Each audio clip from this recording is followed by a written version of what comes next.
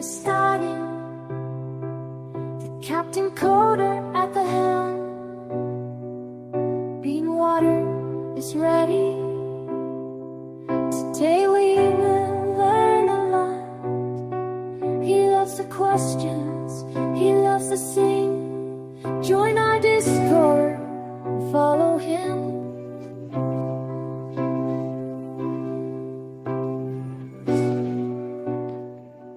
Good morning, good afternoon, good evening to you, wherever you happen to be in the world. It's Captain Coder. I'm here on this beautiful morning for me. I'm feeling great. Any day I can wake up and code is a beautiful day, and today is gonna be a beautiful day with you beautiful people here. We've got whimsically made. I got it fixed for you. I figured it out. I don't know why whimsically made. I had to like manually go in and add you to the database. There's something about your username that it wouldn't let you do. Smab, was that intro too loud? I'm sorry. I didn't know. I don't look. Smab, I'm sorry. I'll have to figure out how to balance that sound. I didn't know it was going to be so loud.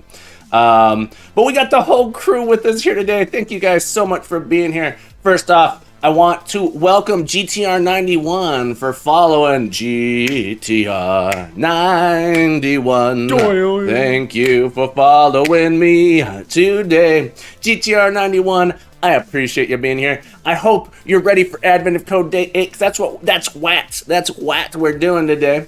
And I hope you're ready for it. Corfless, I am so glad you're with us as well, my friend. I'm glad to hear you're working your way through your degree. December 2024, you're going to be done. You're going to get there. It's going to be great. Veritani as dad.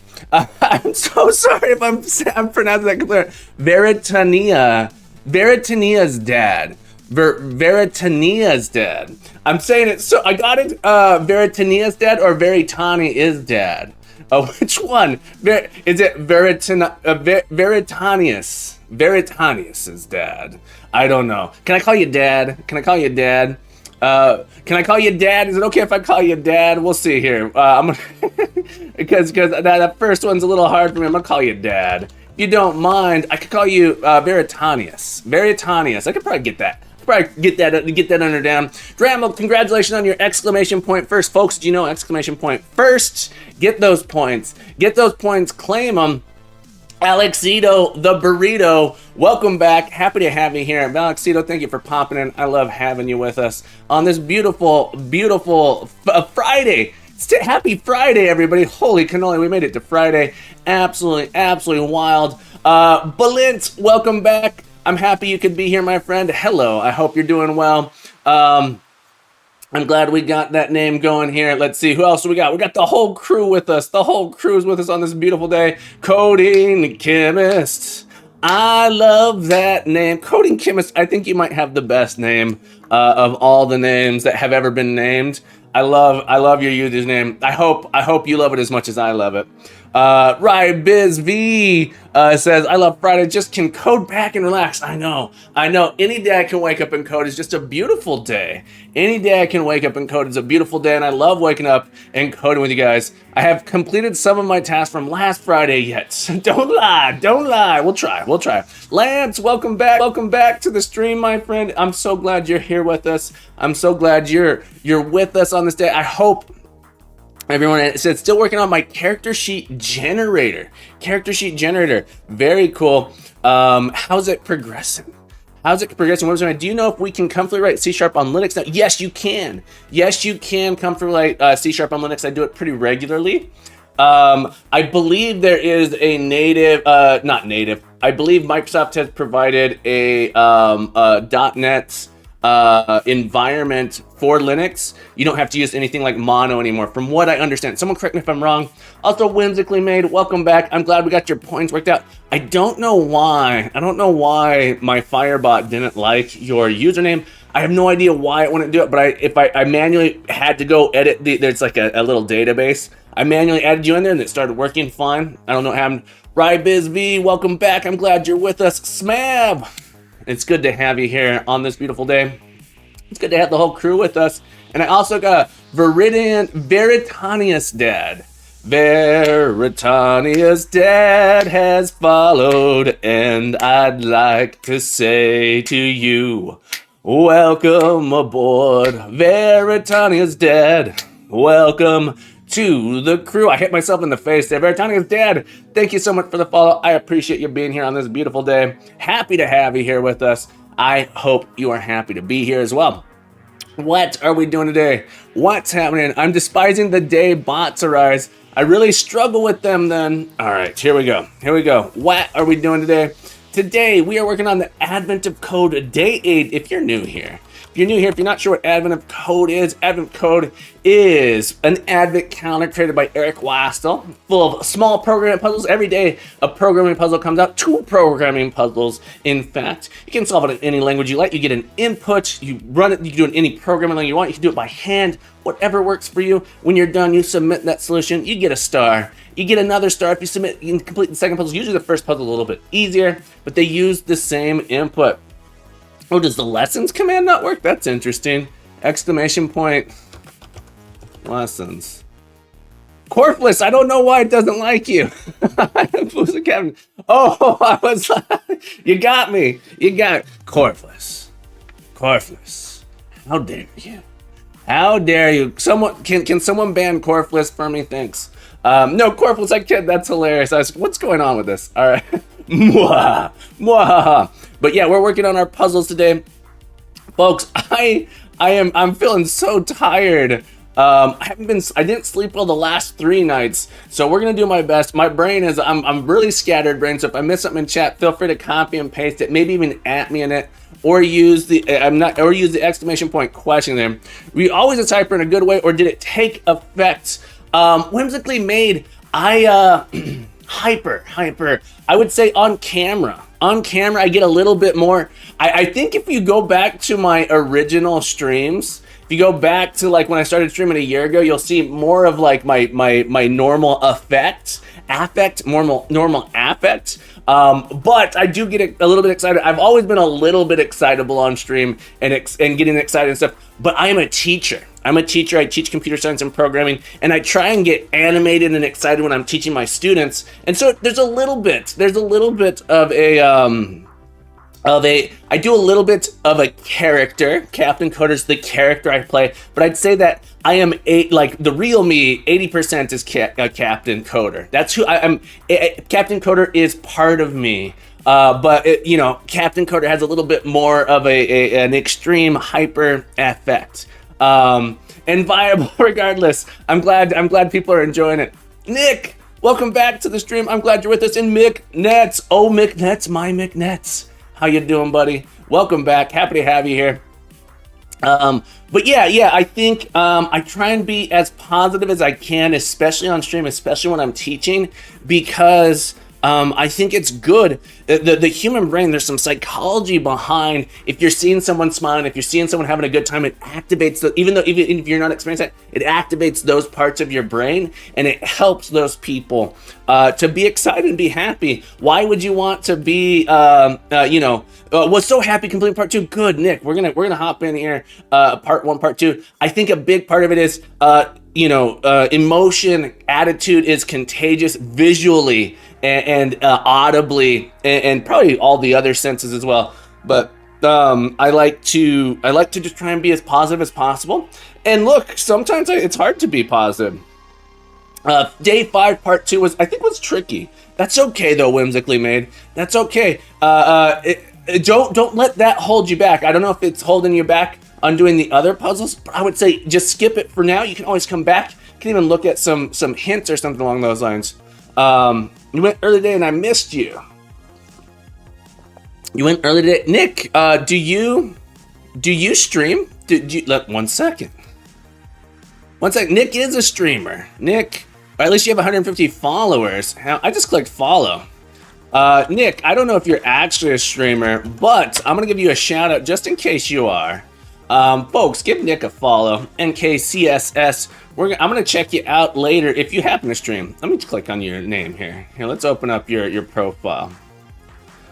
Boom, boom, boom, boom, boom, boom. This music's intense.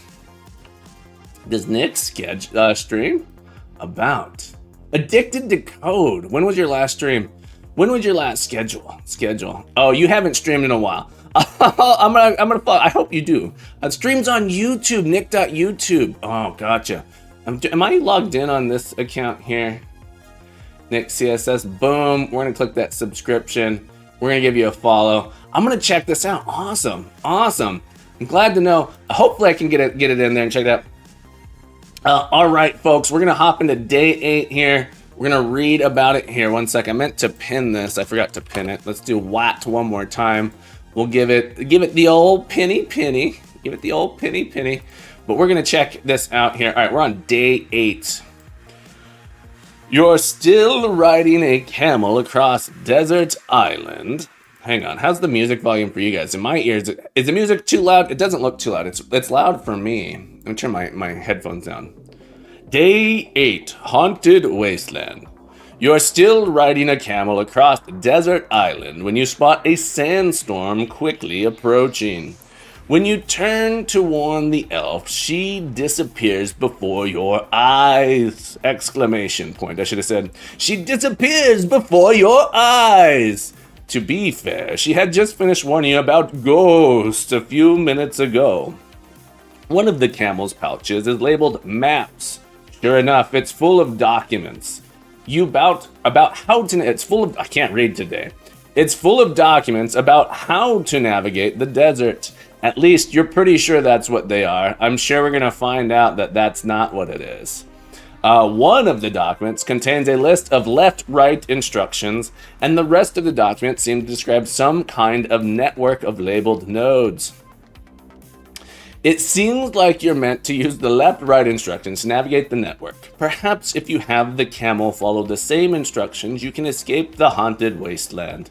After examining the map for a bit, 2 nodes stick out, triple A and triple Z. You feel like is where you are now, and have to follow left-right instructions until you arrive at This format defines each node of the network individually.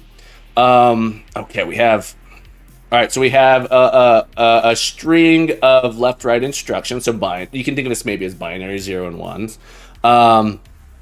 Whimsically made. Mind if I bail while you solve the problem so as not to... Of course, whimsically made. You're never required to be here.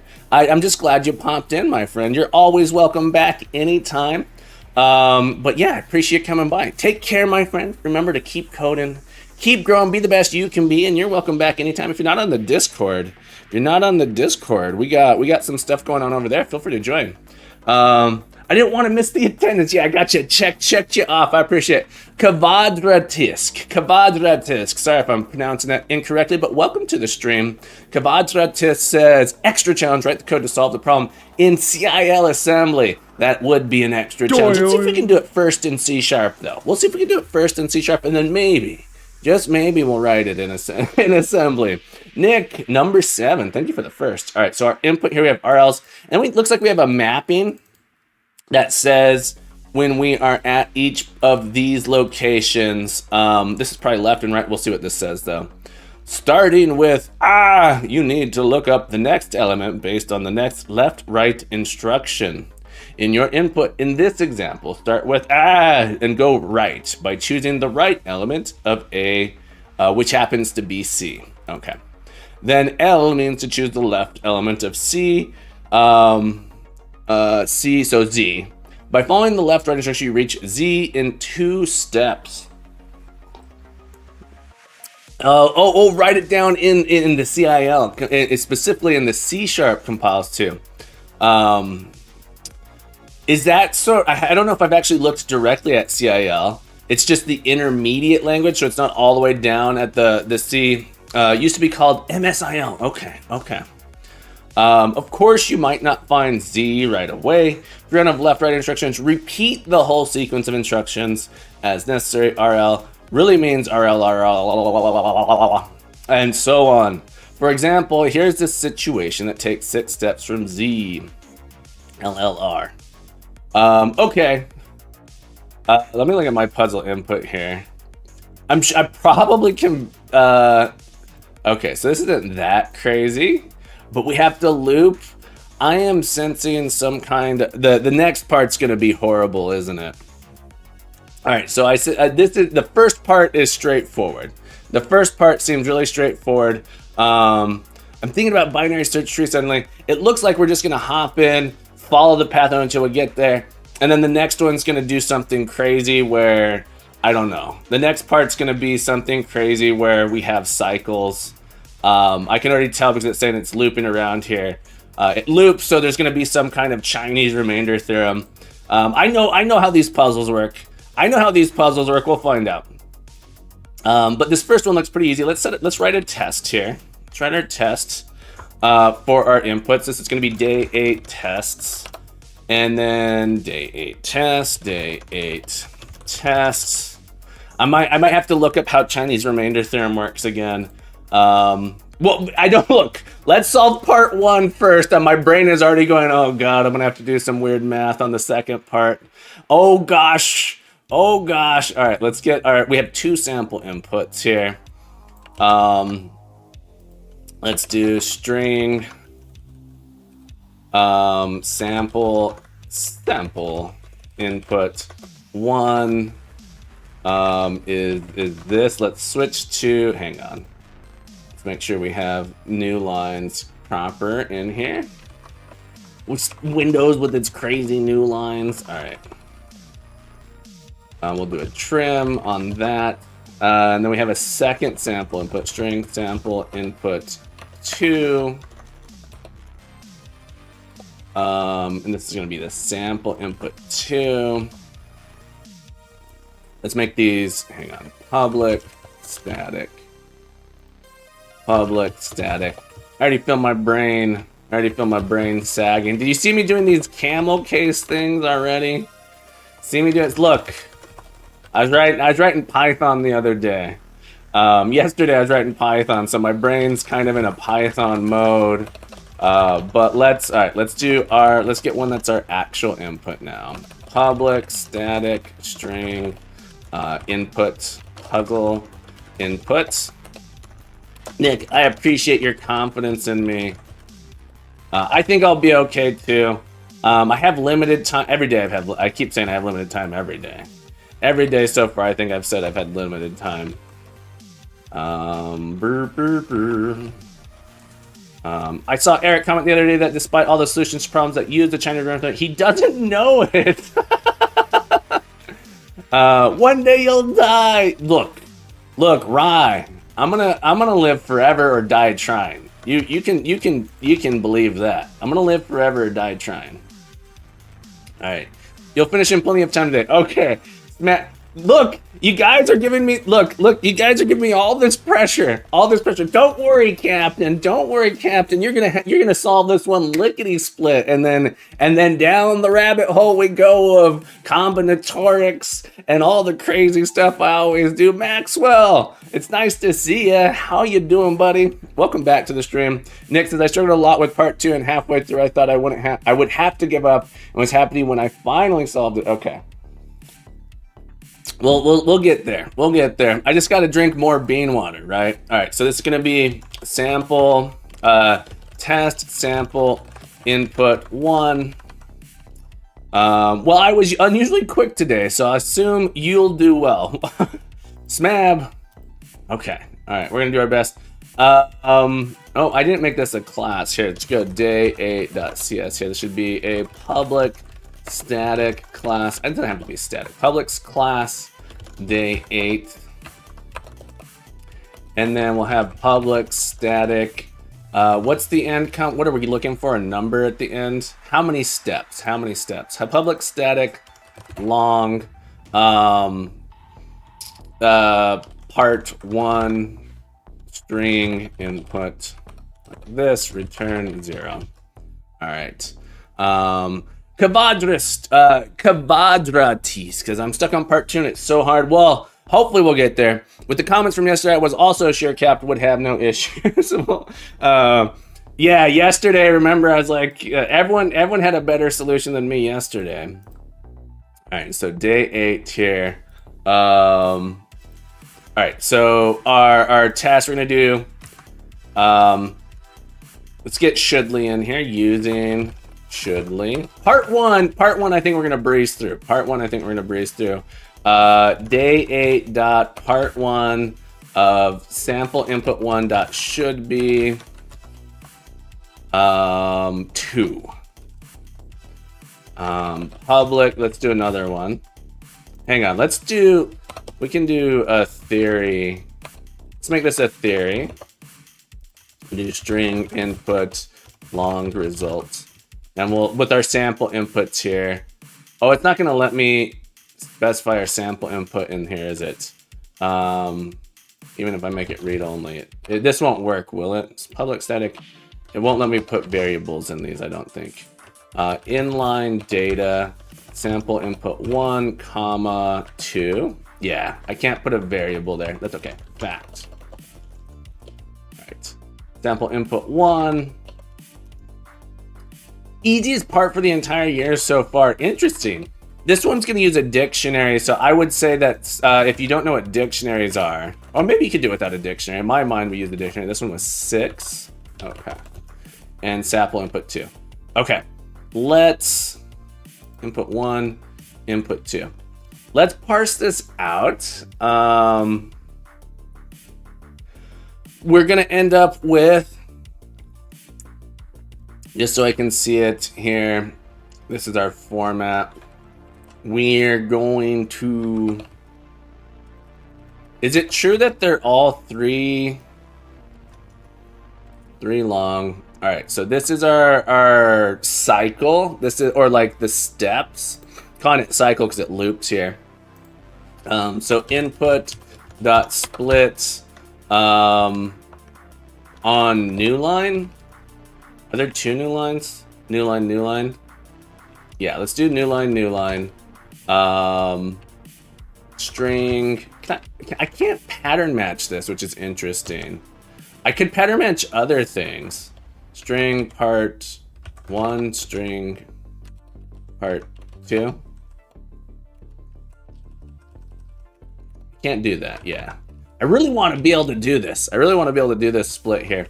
But we'll do this string array parts. String split options, trim, split options, remove. So we'll trim those out. The first part is our cycle, or steps. I'll call it steps. Parts of 0. And then the second part, we need to split on new line.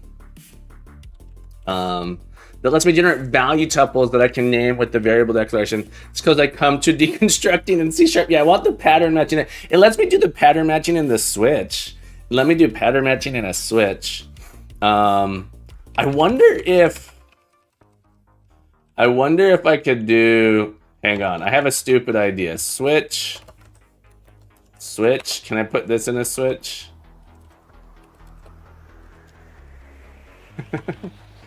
No,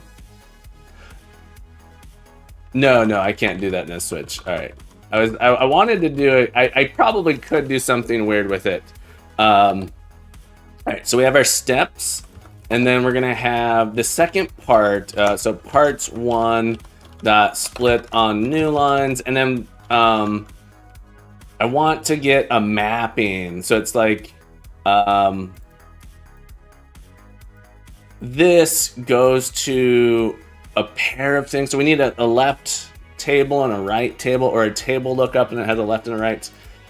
It's a little bit more annoying than I want it to be. I'm gonna write a function here, public static object. I don't know what's returning yet. Parse, it's like a key value. This is a key value pair here.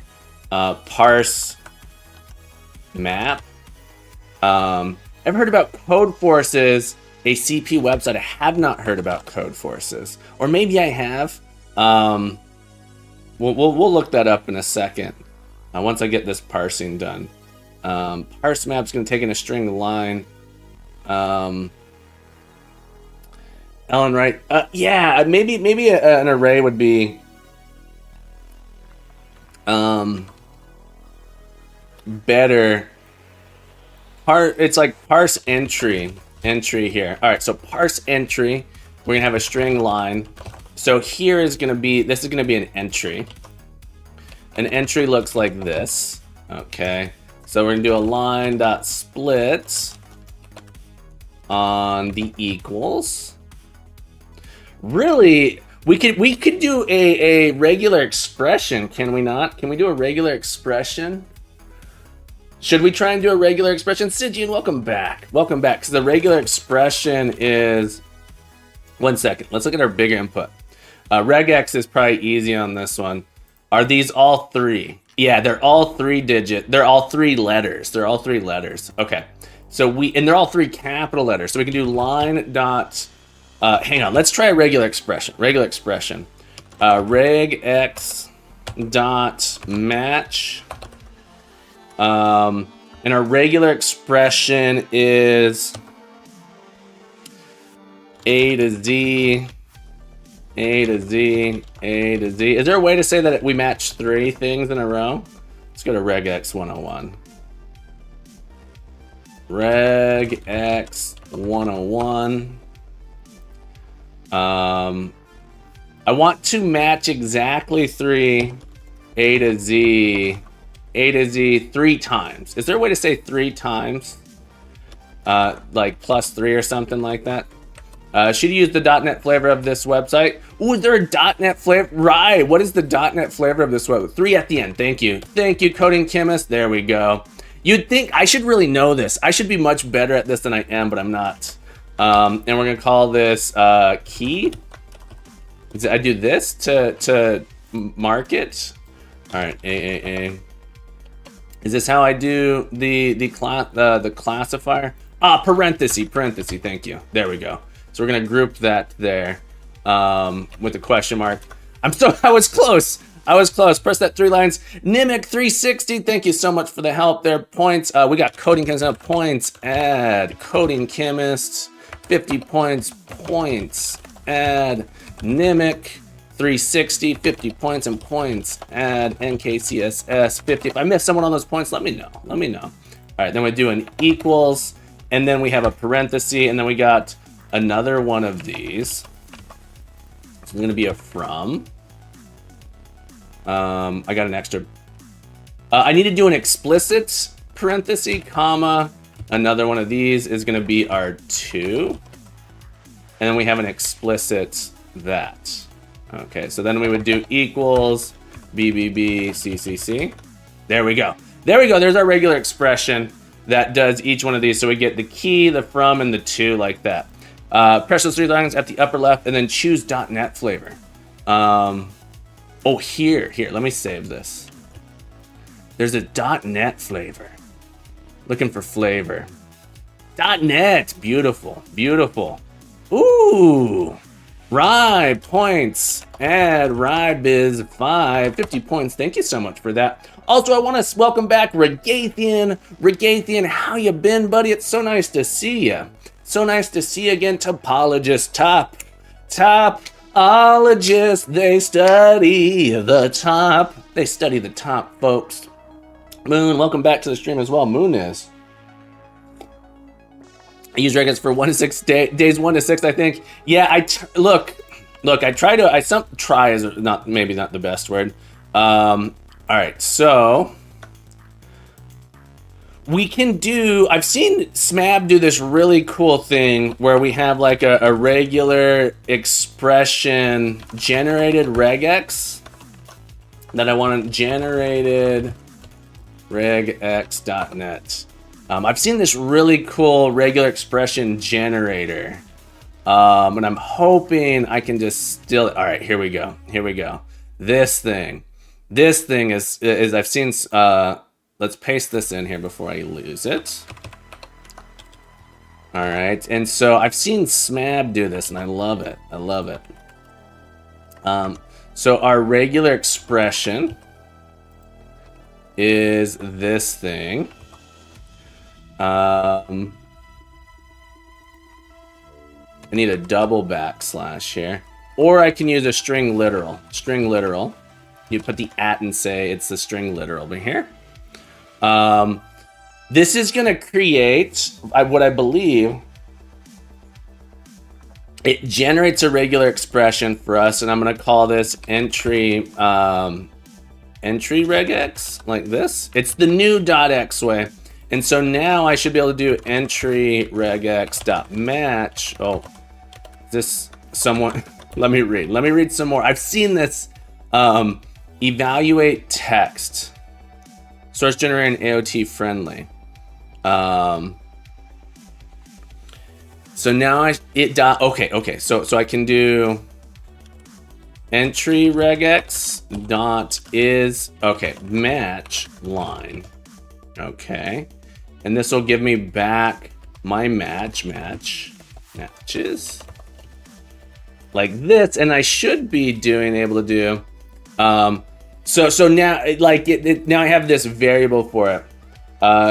It's the new Netway source generated and AOT friendly. Ahead of time compilation friendly. So this is going to be compiled. Yeah. So it doesn't have to do it. It's going to generate a function that does this really fast. Is that right, Smab? Someone correct me if I'm wrong. Please correct me when I'm wrong. I love to be corrected. Correct me. Okay. So these are going to be our entry parts here. And so now I should be able to do matches key. See, you can see I was in Python because I was about to do this with the single quotes.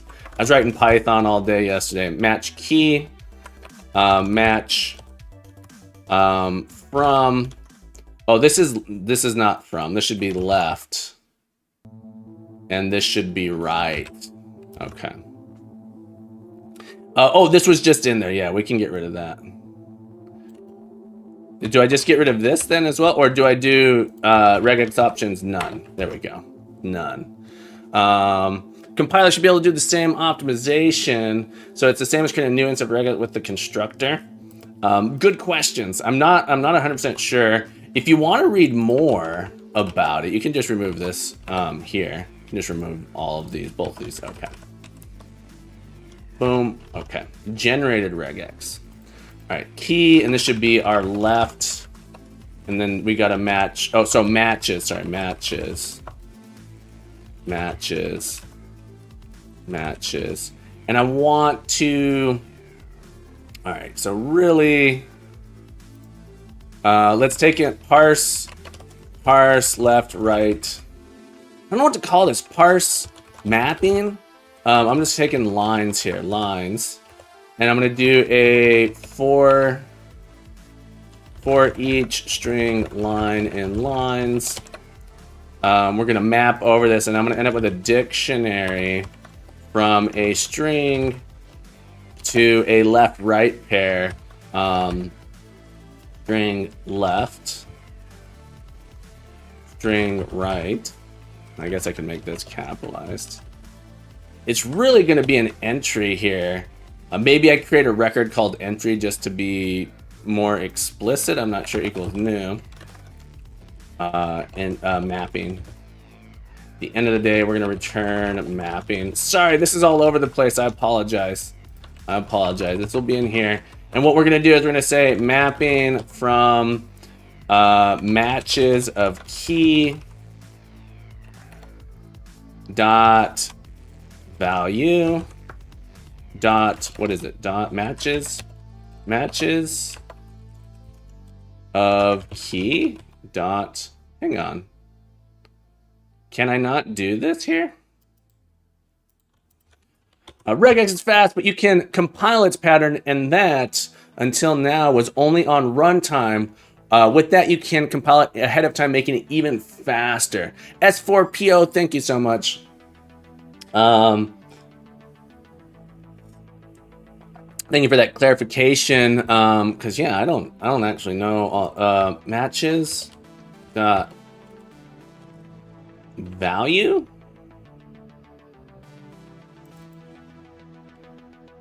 Match. What am I doing wrong here?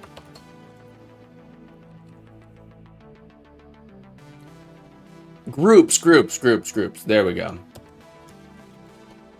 Groups. There we go. Key. There we go. Mapping. or not. Can't I pull this out? Why don't you love me? Groups dot value. All right, this is harder than I want it to be. All right, string key equals. Ugh. Okay. So now string left equals string right.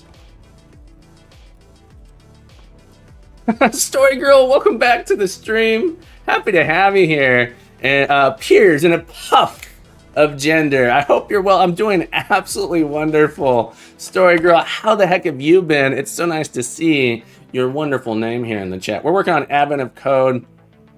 All right, so our mapping of key is going to be equal to left, right.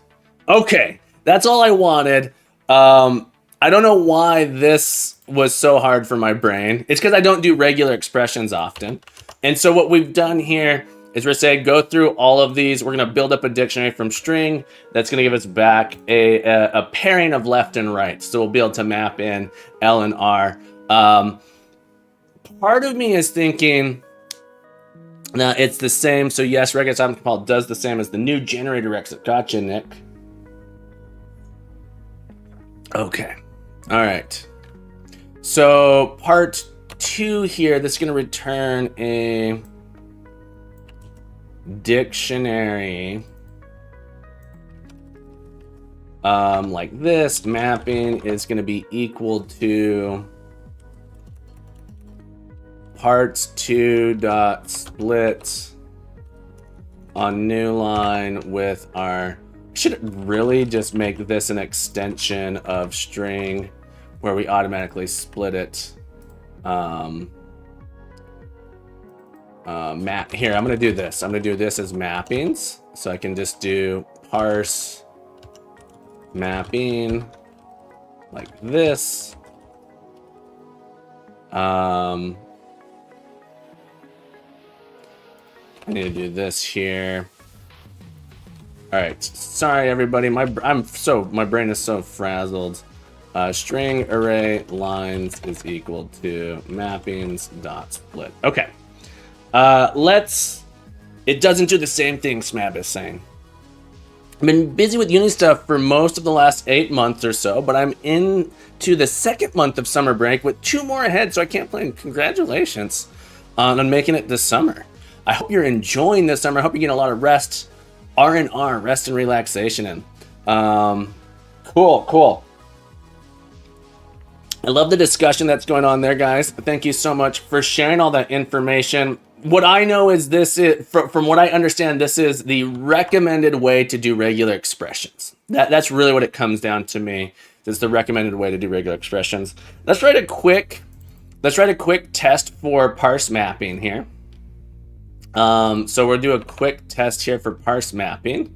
Fact public void test parse mapping like this. I'm gonna do this shorter one here. We'll do string input equals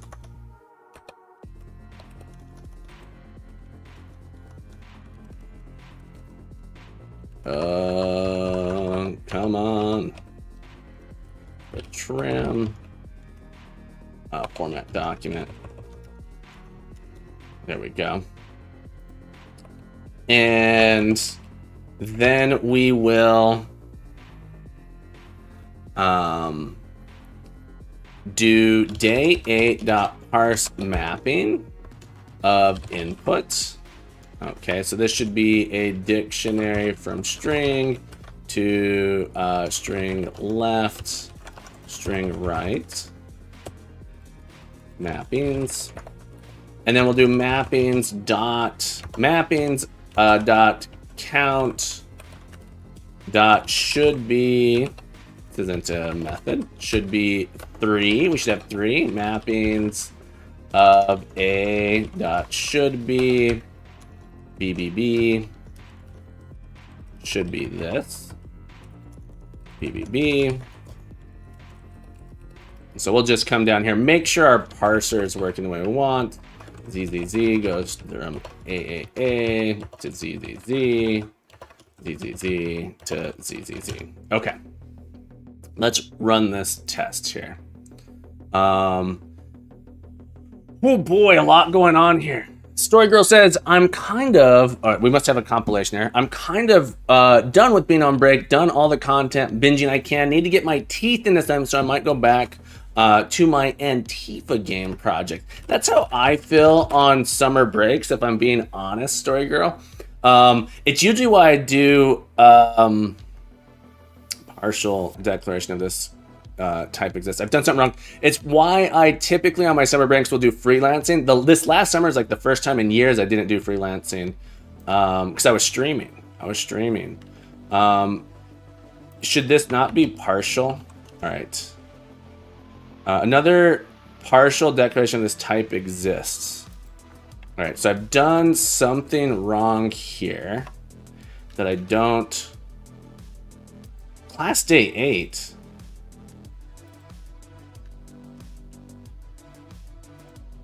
Do I need to put partial here? Oh, I have to put partial here because of this. Oh, that's cool. That's cool. Okay, I think I understand this. Is that true?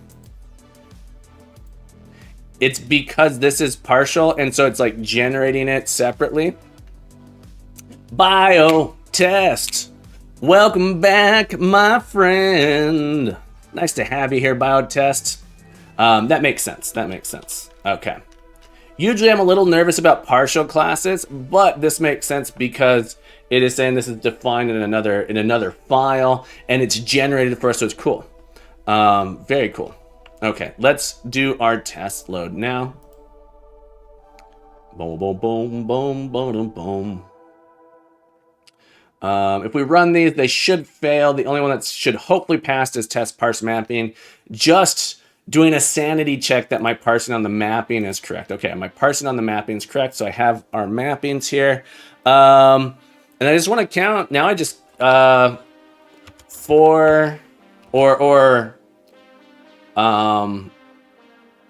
we just go through our lists. Int, long, sorry, S4P0, let me fix that for you. Permit S4P0. If you're new to the stream, you have to be in this. It thinks you posted a link. Let me copy and paste that for you. So sorry about that. We get spam bots pretty regularly. S4P0 posted this here, so S4, sorry about that. After you've been a member in the chat for like an hour or two, you're able to post anything, any links and stuff. It's just to prevent the spam bots. Step count is equal to 0. And then we're just gonna loop. We say, wow. Oh, hang on. String current location is equal to parts of 0. No. Steps. Current location. Do we always start at AAA? Is that what's going on here? We always start at AAA. Starting at AAA. Okay, we always start at AAA. All right, then we're gonna say, well, current location is not this. We just take a step. We take a step. We do step count plus plus. We go into our dictionary mapping of our current location. We need to know which direction to go. We need to know which direction to go here. So this is going to be our string left, string right equals this. Go left. We need to start at 0. So string char direction is equal to steps of step count mod steps dot length. So this nope, step count. Oh, that's annoying. Okay, so our step count, so this will be 0, and every step we take, we go to the next one. So this loops through our directions here. Here we go. So we go there. And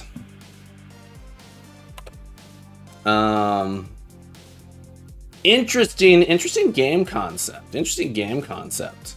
Okay, so it's always going to be an L or an R, capital L and R.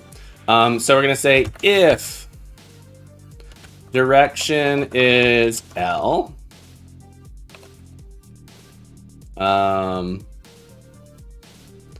we want our current location to equal left, else current location equals right. Like that, and at the end of the day, we return our step count, like that. Murray02, is there a reason why you aren't, why you are using strongly typed instead of var keyword? Var would, the answer comes down to like my personal preference. If the type was on the right side, I might consider it. I could do this. You're correct. It can infer this, but for me, it's a little bit harder for me to, it's a little bit harder for me personally, just because I come from a Java background I prefer this. That's really all it comes down for me, Murray. O2, either one would be fine. I prefer seeing the type. In this case, that's just my preference. So that's really what it comes down to. Yeah. Just for you all, change my input parsing to pattern match so I can see it. Okay, cool, Smab, I appreciate that. Pattern matching on the array. What's array list? Is that the thing dinosaurs were using back in the days? Right, in C#, list of string is similar to C++ vector. What is it? And Java's array list. So if you're using list of string, it's essentially array list. Also to only use bar when the type is evident. Yeah, that I got infected. That's what I thought as well. I got infected. Welcome back. So if it was on the right side that was easy to tell, I would do it. It just makes it easier for me to see this. All right, so I think we have a solution here. For part 1. Let's run it. There we go. So we have a solution for part 1. Let's add in our public void test puzzle input part 1. I should have called this puzzle input sample input 2 part 1. And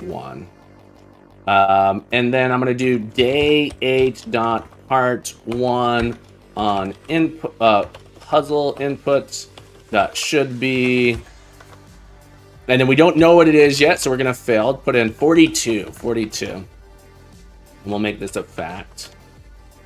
That our dynamic array is some form of linked list. No, quadratisk. It's an array that dynamically resize itself. So you get over one access, but if you need more space, it knows how to like resize itself. Let's refresh here.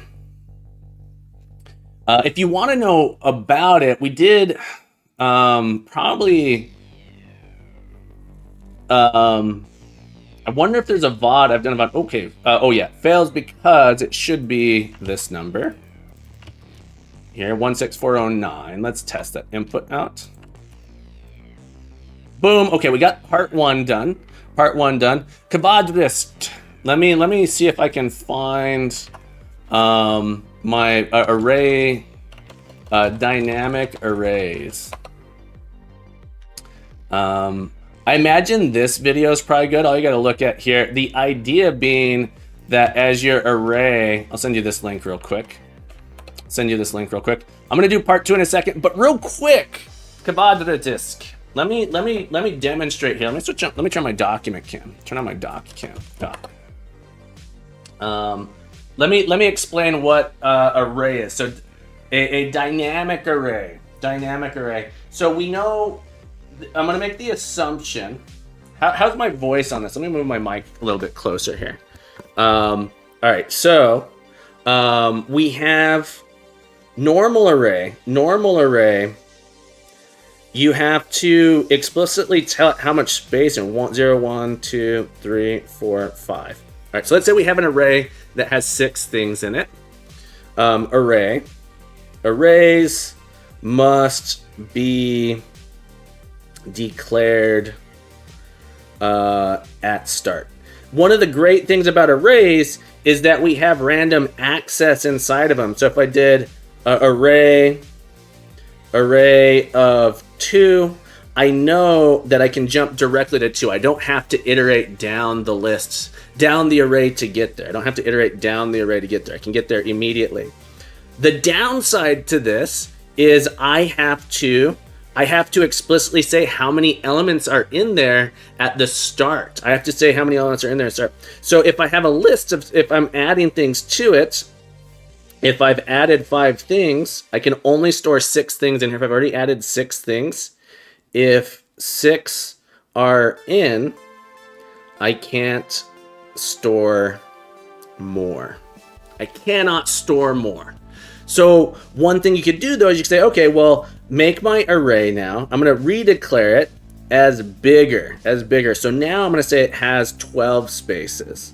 I'm going to double its size. 0, 1, 2, 3, 4, 5. And I'm going to copy all of the elements down here. I'm going to copy all of these elements down here. And so I have to copy everything down. And now 6, 7, 8, 9, 10, I have this much more space to add stuff inside until it gets full again, and then I double the size again. So typically you double size, not always, but that's typically how they're implemented. And so we keep track of this would be the actual link. So a dynamic array lets us continue adding stuff in it without worrying about how much space we have, but with a guarantee that all of the elements are contiguous. So doubling it here. So why you should declare your initial size when you know when you'll be making a big array. Exactly, Nick. If we know that there's going to be lots of stuff in there, you might specify a really big size initially. But typically you double it. And the reason we double it is it says, well, we double it so that we end up what's called amortized operation, where we know that when we add stuff in here, we only double it. We only increase the size one time for every element inside of it. So by doubling it, you only have to make it bigger once for everything inside. Anyway, that is what array list is. That's what list is in C#. It's sort of this type of data structure. I hope that helps. I hope that was somewhat helpful. All right, let's read part 2 here. To see what's going on. Let's look at part 2. That's XKCD part 2. Here. Continue to part 2. S4P0. S4P0, thank you so much for the follow. S4P0. Thank you for following me today. We got S4P0. Thank you for the follow today. I'd like to say thank you so much. Thank you for following me today. We've got S4P0 following me. S4P0, thank you so much for the follow. I appreciate it. Part 2. The sandstorm is upon you, and you aren't any closer to escaping the wasteland. You had the camel follow instructions, but you've barely left your starting position. It's going to take significantly more steps to escape. What if the map isn't for people? What if the map is for ghosts? It's a ghost map. Are ghosts even bound by the laws of space-time? Only one way to find out. After examining the maps a bit, your attention is drawn to a curious fact. The number of nodes with names ending in A is equal to the number ending in Z. If you were a ghost, you'd probably just start at every node that ends with A and follow all of the paths at the same time until they all simultaneously end up at nodes with the end Z. Thank you for the star, Nick. I appreciate it. All right, for example, okay, we got another example input here. LR, here we have a Z. All of these A's match. Ooh. A, Z, Z. Does everyone have exactly, this is gonna, oh man, this is not gonna be, we'll see. Here there are two starting nodes, 1A and 2A. Because they both end with A, as you follow each left-right instruction, use that instruction to simultaneously navigate away from both nodes you're currently on. Repeat this process until all the nodes you're currently on end with Z. If only some of the nodes you're on end with Z, they act like any other node and you continue as normal. In this example, you would proceed as follows. All right, so we step through them all at the same time. I'm imagining a brute force on this isn't gonna work. I imagine it's gonna be huge. Let's see here. It's nice if people can express them the way they want in C#, but yeah, it takes a bit of time for me to get used to it. It's fair. I got infected. To be fair, most of these new features are just syntactic, which makes me like, exactly. I got infected. A lot of they're just syntactic sugar, and it's sugar. Tastes so good. Get that dopamine hit. You gotta get that dopamine hit. Okay. So I want to know, my brute force ended at 2.1 billion steps and overflowed the ends. Yeah, I'm guessing. All right, so we need to get everyone that ends with A. So my question, the question is, let's rerun these here. Oh man, I don't think we can brute force it. There is nice law. Welcome aboard. Pretends work, but it depends on the input and a lot of time. It will have. Look, the brute force will probably eventually finish. My first attempt caused a stack over because I was doing recursion. I made a wrong assumption, not reading correctly in the first solving it.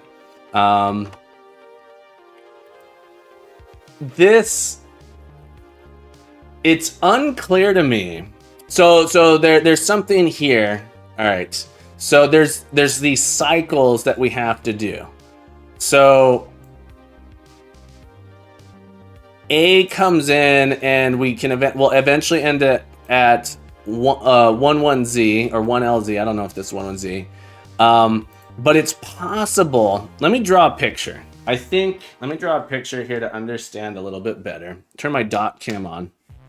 Giorgio, welcome back to the stream, my friend. It's nice to have you here. Hope you're doing well. All right, so there's something going on here where there's going to be a bunch of start positions. So we're going to have starts. Okay, and so this might be like 1A. Down here, what was the other one? 2A, like this. And then there's going to be some number of steps. So there's going to be n steps here. And then we're going to reach Z. So this would be 1Z. There's possible here. So this is going to be a Z that we reach. And then we're going to walk. And in the example, they don't show this, but there's this one thing where we could like 1, 2, Z, 1, 3, Z. And then eventually, I imagine it has to do this. There's probability that can, but eventually we cycle back here. And so it's going to be, I'm going to call this 1N. I'm going to call this, since we're doing A here, this is going to be A of 0, A sub 1, A sub 2, A sub 3. So we sum these up. This is how much time it takes to get between all of these positions. 22A goes to 22Z, goes to 23Z, goes to, and they don't necessarily have to have the same number of nodes or steps or anything. And then 24Z, this one could have any number, 25Z like this. And then eventually we'll come back. It could even end up coming back to this up here and looping. It's gonna loop somewhere. It doesn't even. It could loop to this one. It could loop back here. It could loop back somewhere in the middle. But there's gonna be a cycle in here, I hope, for each one of these. So this is gonna end up somewhere. Oh man. It could potentially end up anywhere in between. Anywhere in between here. It's possible there's a set of 2 sample data that works. It takes 10 milliseconds. Okay. So we need to calculate this. I'm going to call this, A1, A11, A12, A13, A20, A21, A23, 22, A23. And the thing where we cycle back, this is going to be like A2 of N. Call this A1 of N. And we should be able to use, there's going to be a trick. There's going to be a trick here with this. So every start's going to have some set of cycles. Some seconds. Oh, stop. All right. It's going to have some set of cycles here. So 11A will end up with a list of counts of how many steps it's going to take. So this could be like 117 steps to get to the first node, 220, some number here until we're back at the beginning.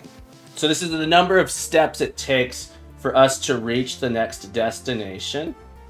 There could be any number in here. These are arbitrary. It's just some made up numbers. 17. So this is the number of steps between Z's. Yeah, the loops could be not consistent because directions are changing. Yeah. It could also take many runs before it would loop.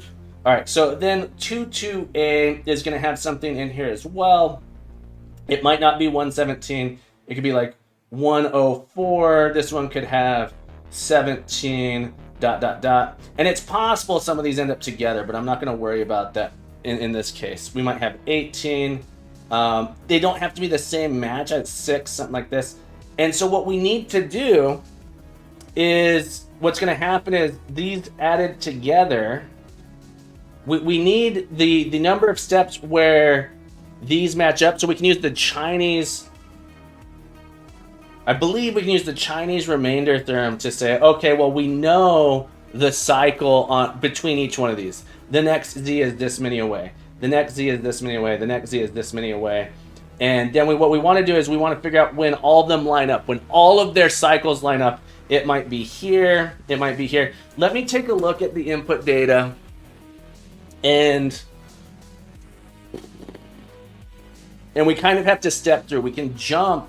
We can do a short. We don't have to step through everyone. We can do this trick where we say, okay, well, I'm going to go 117 here. And then whichever one of these is the shortest to the next step, we can find it. So we're going to do this thing here to solve it. So this is my plan. This is my plan. This is the strategy that I have.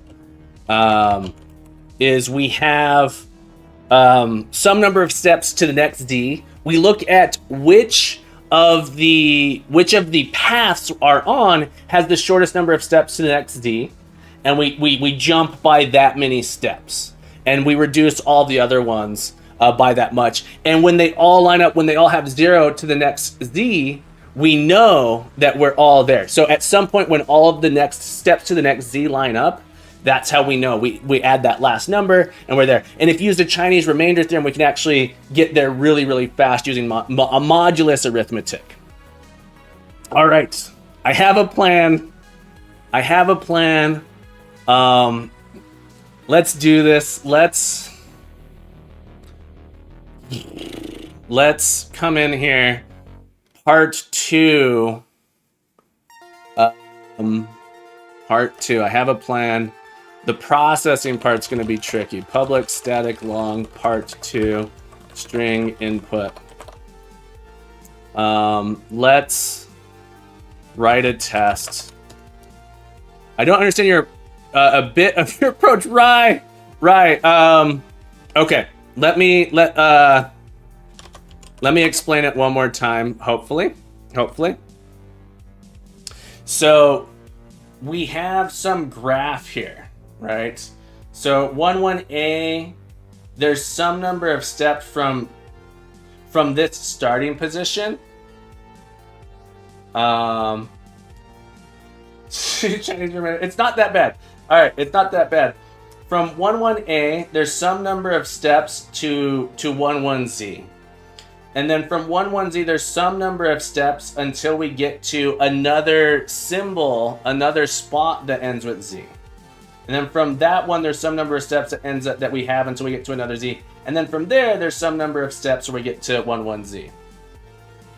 Does that much make sense, right? So from 1-1A, how long it takes to get from the start. So starting at 1-1A, there's some number of steps we have to take to get to 1-1Z. And this should be, we'll call this, I'm calling it A of 0. So this is the number of steps to get to 1-1Z. Okay. There's going to be, I'm going to call it X, A, Z, 2. This is the first one. We'll call this Z1. There's some number of steps that we have to take to get to the next Z. There's some number of steps we have to take to get to the next Z. And this builds up a cycle. So what I want to do is I want to build up this list first that contains the number of steps between each Z. When we have another one, 2-2A, is going to have a similar list. It's going to have the number of steps to get to the next one. It's going to have the number of steps to get to the next one. So this one might be, like I said, 17, 3. This one might be 5 and 17. Maybe this is the whole cycle here. We end up saying, okay, well, this one's the shortest. We're going to take 5 steps total. 5 steps total. So this 1-1A list is going to be reduced by 5. So we get 12. This one is added, so it's 0 here.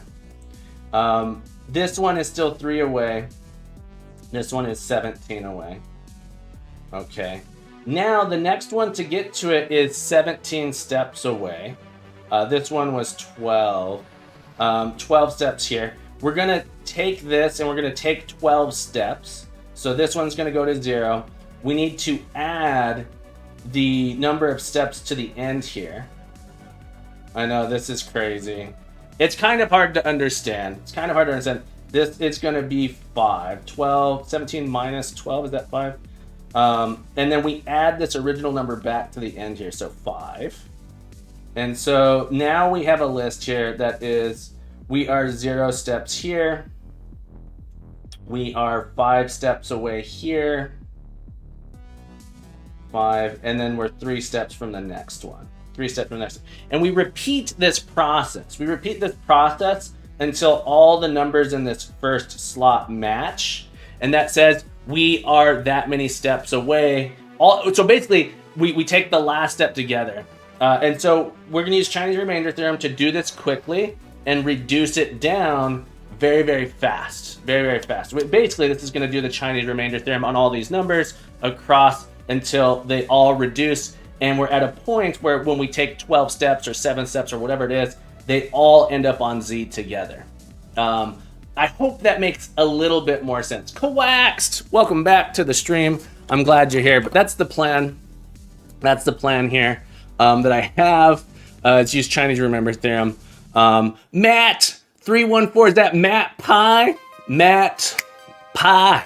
You sound delicious. Matt Pie. That sounds so good. Matt Pie. Thank you for following me. Thank you for the follow. Is it Matt Pie or do you go by Matt314? I'm assuming it's Matt Pie. Coax, you're one of those in those low level, right? I need to do a bit of DPM file reading and parsing. There's C++ source for how the script editor for HP with DPM, but I don't quite know how to read. How exactly do I figure out the encoding of the file and things? I'm not sure. So I haven't done a ton of reverse engineering stuff.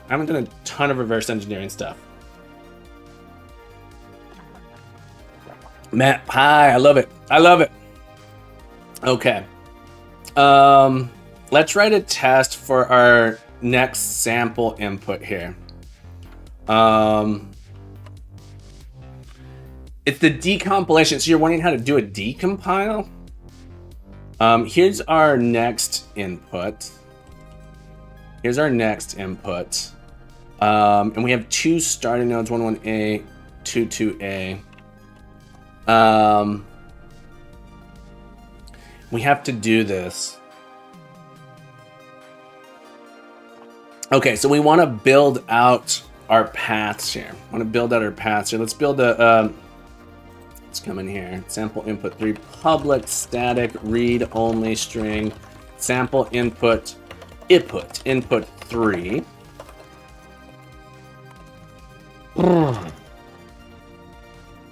Like this. Let's trim this down.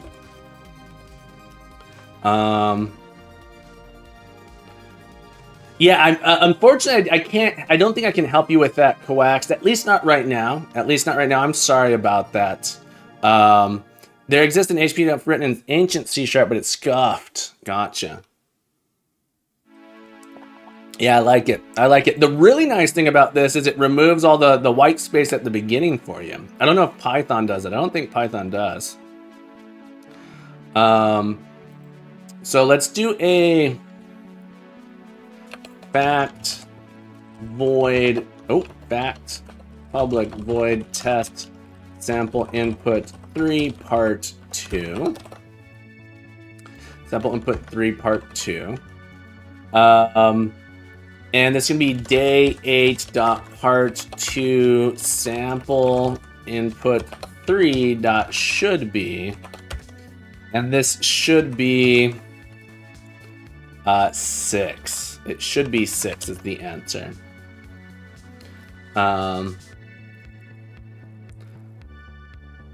Yeah, I love that they have that now, where the space at the beginning get removed. I used to have like my own extension where I'd go through and manually do it. So it starts at the alignment. It's not actually removing it. I used to have a thing that would go through, and I used to have an extension that I wrote that would do it because I liked to have the multiple line this, but it would do it on the at. All right, so we have this. This should fail. Our part 2, I want to build up. That's good water. Oh, that's good bean water. All right, we're gonna build up. Did it just fail? Is it not .NET build? Or did I just do the detect? I didn't actually do the run there. Des Tees. Oh, Des Tees. Thank you for following me today. Oh, Des Tees. Welcome to the family. Des T clicked follow, and I gotta say, thank you for being here on Friday. Oh, Des Tees. Welcome to the stream. Thank you for the follow. Happy to have you here on this beautiful day. Welcome to Captain Coders Academy. I hope you're having a beautiful day. We are working on Advent of Code. If you're not familiar with what Advent of Code is, it's a puzzle solving, a series of puzzles you get to solve in December. It's beautifully fun. We're on day 8, part 2. Yeah. We're being for Chinese Romander implementation part. Yeah, so we're going to see here. I want to take our inputs. I think we can do the same thing here. Like this. And I need to find the step counts for every start. Every start here. So I'm gonna go through and find all of my starts. string start is going to be mapping dot keys dot where the key dot ends with a.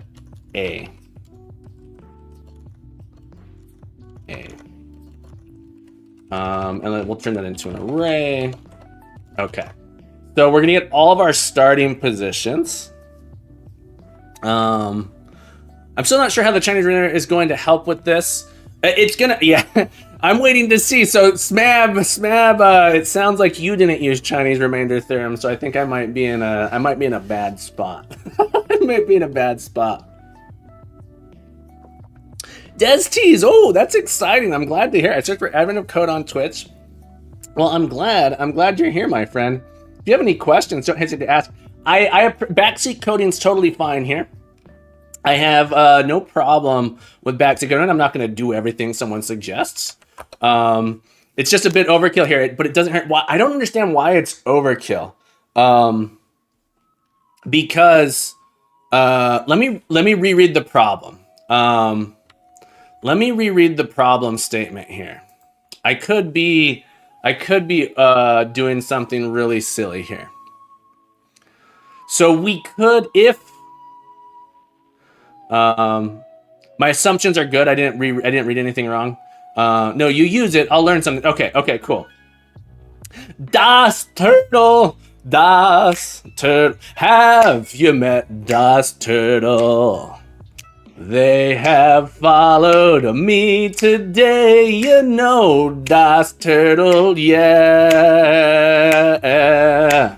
I love you so much, Das Turtle. Thank you so much for the follow. Happy to have you here. And Lo-Fi Craft, welcome back to the stream. How the heck have you been, Lo-Fi Craft? Hope your C# journey is going well. Okay. I think I have the right assumptions. My brain is tired. We're gonna do our best here. Those are my recommendations for learning C#. If you're absolutely new to C#, my workbook is a good starting point. C# Player's Guide book is absolutely fantastic as well. Okay, we need to calculate for each start. I need to have a function here that given a start. Okay, so public static string. Int. I'm gonna do long array. Array of longs, or maybe IEnumerable longs, but array of longs. I think we're gonna cycle through it. We are going to do public static long array. Get steps to ends. Okay. So given a string start and a string start and a dictionary of our string left string. I hate this. I should make this a data type. Mappings. We need to go ahead and find the number of steps to each one. And it might make sense just for my logic to know how many steps it is to the end of something. Just when I'm debugging here, it might be super helpful.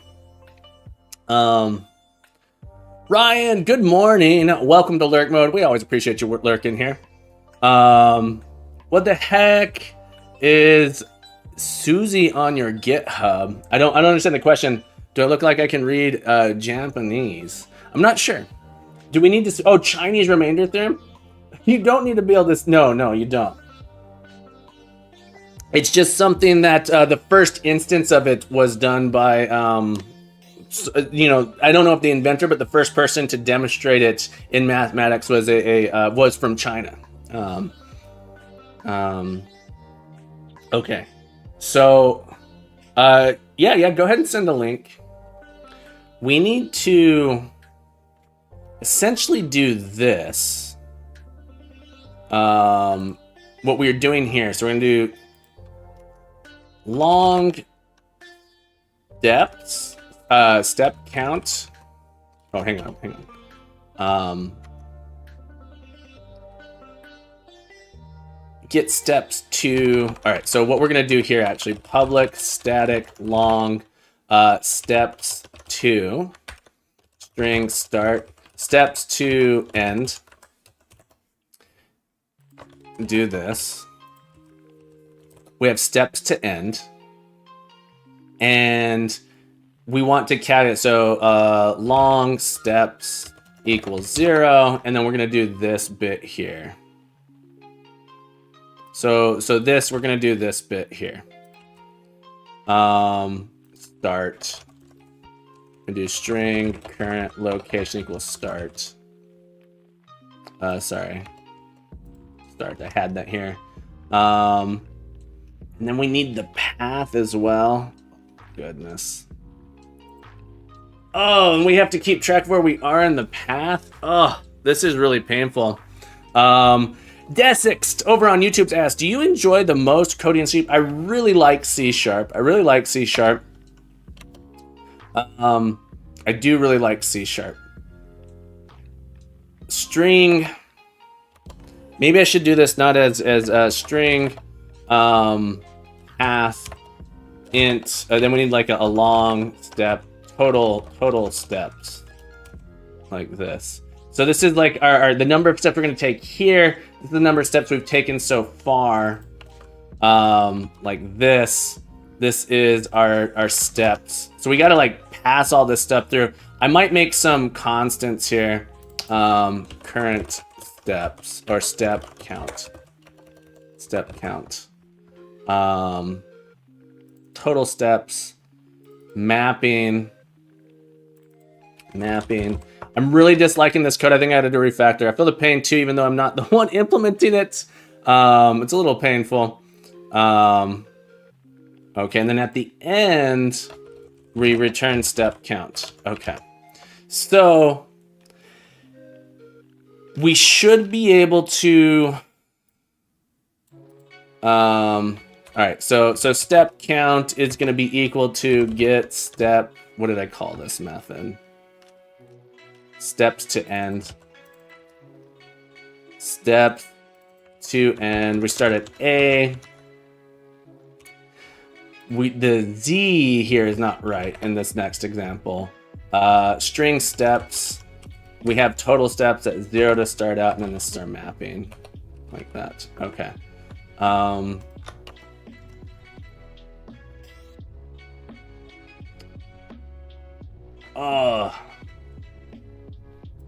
Steps to end. This isn't quite right either. This is ZZZ here. The end condition. We have to like pass in an end condition here. This is getting horrible. I'm gonna refactor this. I'm gonna refactor this into something better. We want a predicate that takes in a string finished like this, and we're gonna say well, we're not finished of current location. So while we're not finished, keep going, and then up here finished is current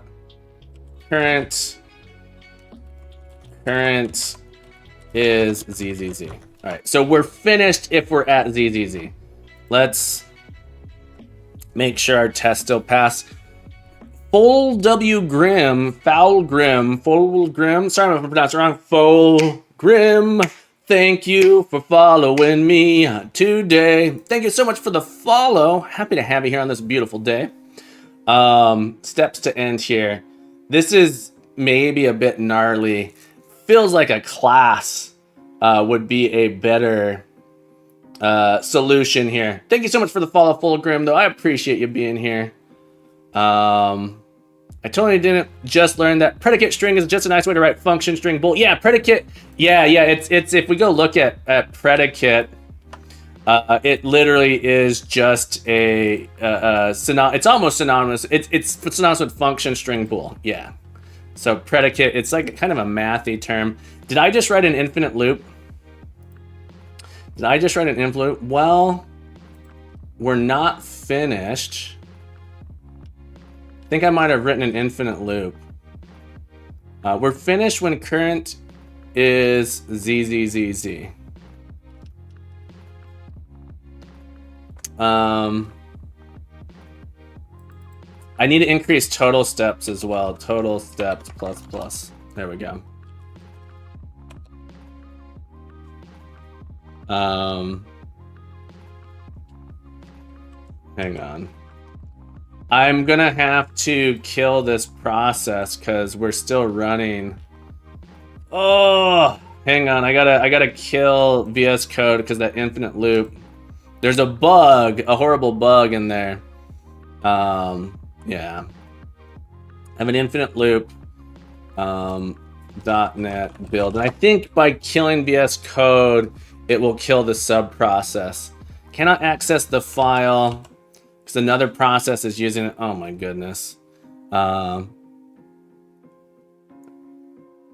Does this not completely exit? Hang on, folks. I gotta go into my task manager and kill. I'm gonna have to kill this thing. If the stream dies, I'm sorry. I'm sorry if the stream dies because I killed the wrong thing. There's an infinite loop with Control Shift Escape. What does Control Shift Escape do? Sorry, I don't know, just the, oh, okay. This all right. The stream dies, I'm very sorry. Let's go see here. I need to add a timeout to my test so that they will not, if there's an infinite loop, they will end. .NET build. Come on. There we go. There we go. The process cannot access the file because it is used by another process. Oh no. I know. Visual Studio Code does this really stupid thing here where it is now, where we're now botched.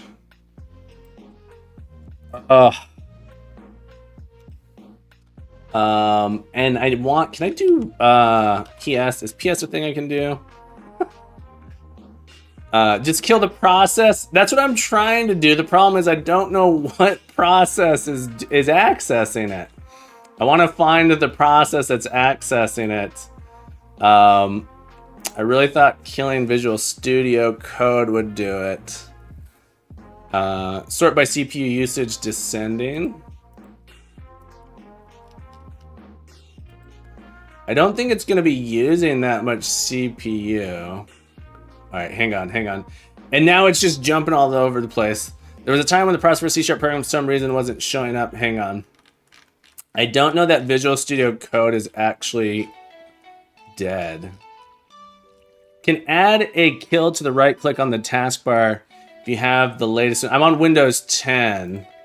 On Windows 10. Give me a second. C#, too slow for this puzzle. Wasn't using Electron. Yeah, we got something. Hang on. Let me find it. Yeah, Visual Studio Code looks like it's still running. Let's see if this will actually kill. Let me go into PowerShell real quick. Uh-oh. Give me a second, Captain Coder. I'm so not used to how PowerShell does stuff. CD8.NET build. Bear with me, folks. Come on. Don't make me restart my computer. There we go. Okay. We were able to kill Visual Studio Code, which killed it. That would have worked as well, I think, Nick. I think that would have worked as well. .NET build. All right, so the question is, how do I add a timeout? Snabble, welcome back. Happy to have you, my friend. How have you been? What have you been up to? All right, so I think I fixed my loop here, but let's add a timeout to my tests. How do I do a timeout? I think the latest AOC has been more manageable than the ones in the start. See, this tells me I'm doing something super wrong because I'm planning to use Chinese remainder theorem. How do you resize the whole window? There was just like a maximize button. Add a sanity check to your loop. But also skip part 2. Oh, but part 1 was super straightforward. Part 1 was super straightforward. Oh, the inner size. You can grab that and drag it. You can grab that and drag it as well. There's also things like this, so you can chop it up a little bit. What was I doing? My brain. I wanted to look up X unit timeout. How can I specify a timeout? Is there not one? For the newer X unit, I'm using this method. Oh no!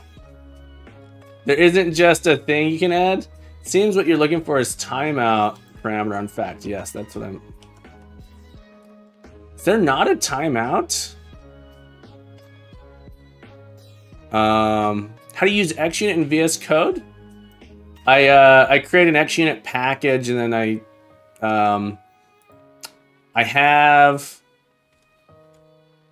.NET Core Test is what I'm using here. Here's .NET Core Test. Then you could use. Did you know you could timeouts in your XUnit? Let's look at this, guys. Why do you have this?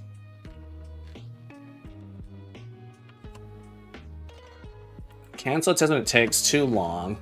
Shouldn't there just be a timeout? There we go. Fact timeout. Okay. I don't know why that didn't come up there. All right. Why that was so hard. All right. Part timeout equals 100 milliseconds. Let's go with 1 second on each one of these.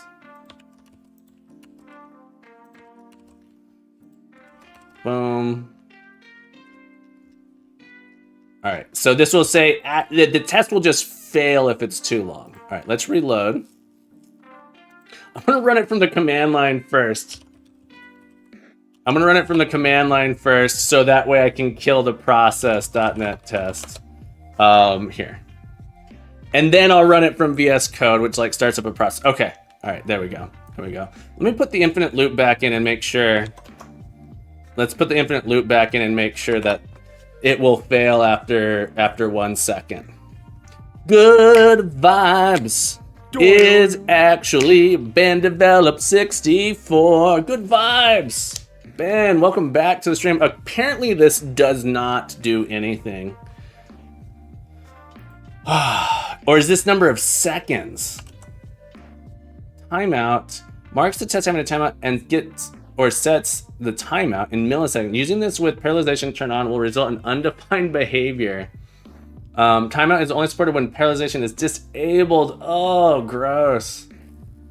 All right, so timeout doesn't work. Oh, Nick, you tried to warn me. I just missed it. Your search result says, why doesn't timeout work? Oh, gotcha.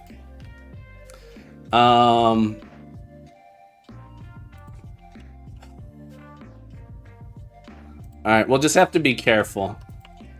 We'll just have to be careful not to write infinite loops. All right, so I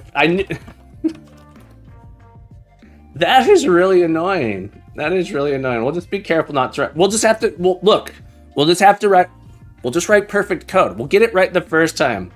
Add a sanity check. Yeah, add a sanity check. The thing is, this total steps. Just use for loops. I don't know when I'm done.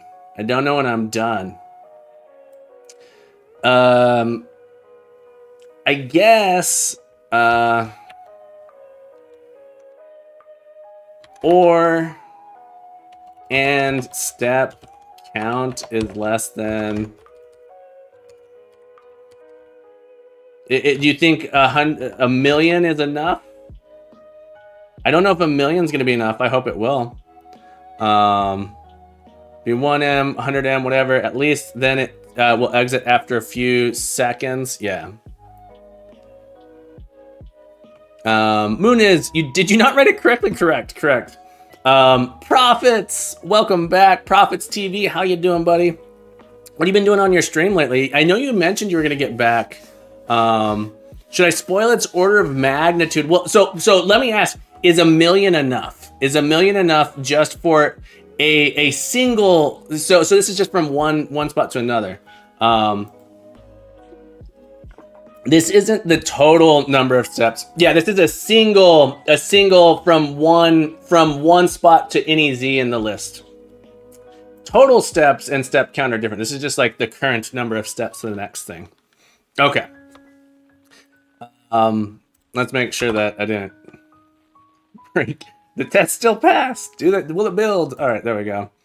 My answer was only 14 digits. Okay. 14 digits. That'll fit in a long.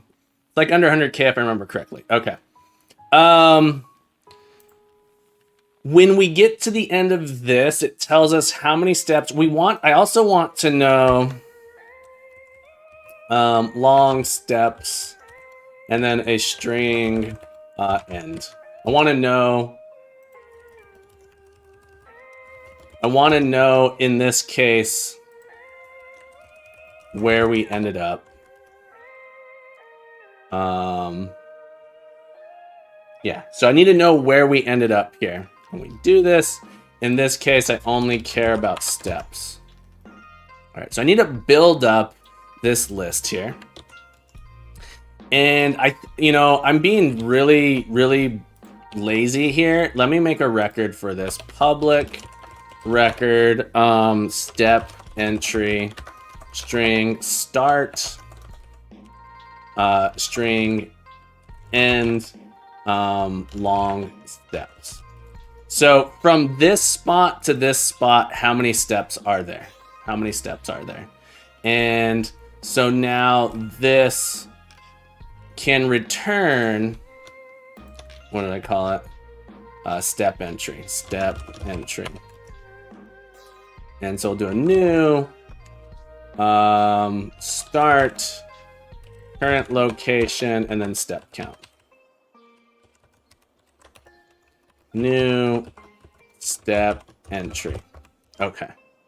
This is the string we start, the current location, and the step count. So we need to find this cycle out here.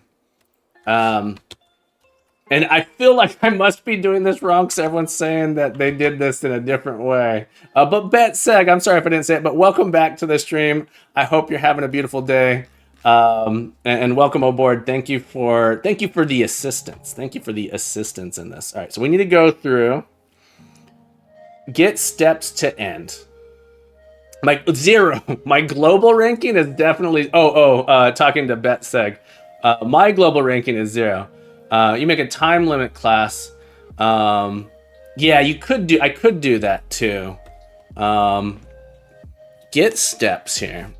I want to say from this is the original start. And so steps to end is going to be my start.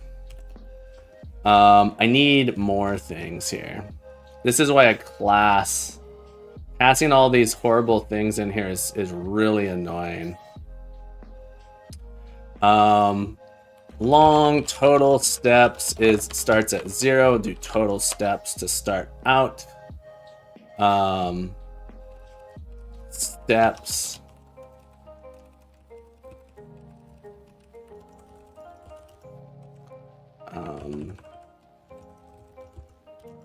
We'll do this. Start steps. Start steps, total steps, mapping. And now my finish is different. We're going to say current goes to current dot ends with Z. All right. So the second one, we end when we're at a Z, like this. I understand the global ranking a little bit better now. I just found it funny how I beat 4,000 people that finished part 1 before my bet said, gotcha. So this is just going to do one thing, we need to also keep this hash set string possible ends is equal to a new hash set with nothing in it. So these are all the spots where we can end. This is going to return a step entry.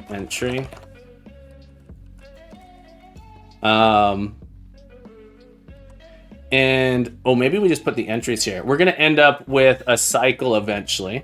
Yeah. So I'm going to get step entry. This will, the order is going to be important. List. This is our list of step entries here. And we're going to say, we're going to get a step entry, and then we have to say if possible ends dot contains entry return possible ends. All right, so we're going to get the steps it takes to go to each one of these places here.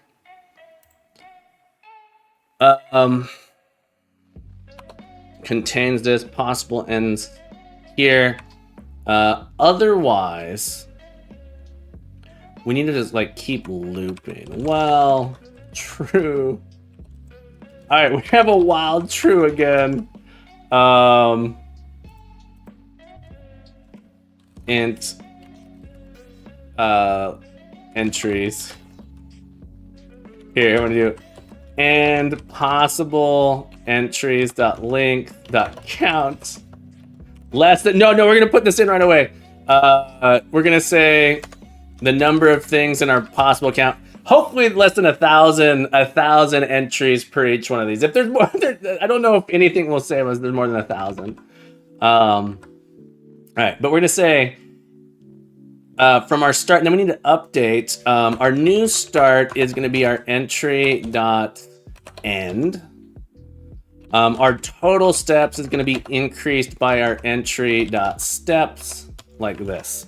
So I think this is going to give us a thing, and then it's probably saying that it's possible that this not all code passed down here is going to be a throw new exception. Oh dear goodness, someone save me. There we go. As we all know, it's very important to have exceptions that give us a very good description of the problem that we happen. Oh dear goodness, someone save me. It means something terrible has happened. Okay, we're gonna get our steps to end here. And so this will have our list of entries of how many steps you have to take to get to the next thing. How many steps you have to get to the next thing. So now for each one of our starts, we can select get steps to end all. We're gonna have to make a thing. We're gonna have to make a thing. A step entry is just, it says from this position to that position, how many steps does it take to go between those two things? So if I start at this location in the maze and I want to get to this location in the maze, how many steps do I need to take to get there? That's what we're doing here. So we calculate all the sets of steps we can take to go between things. Okay, and we have all of our starts, and now for each one of the starts, we're gonna end up, I'm gonna do a dictionary of string to list of step entry entries equals like this. And we're just gonna build this up so I can see it. I just want to visualize this thing. For each start, string start in starts, entries of start is gonna be equal to get step to end. Well, actually, I could get step entries is probably what I should call this. Steps start mapping. Okay.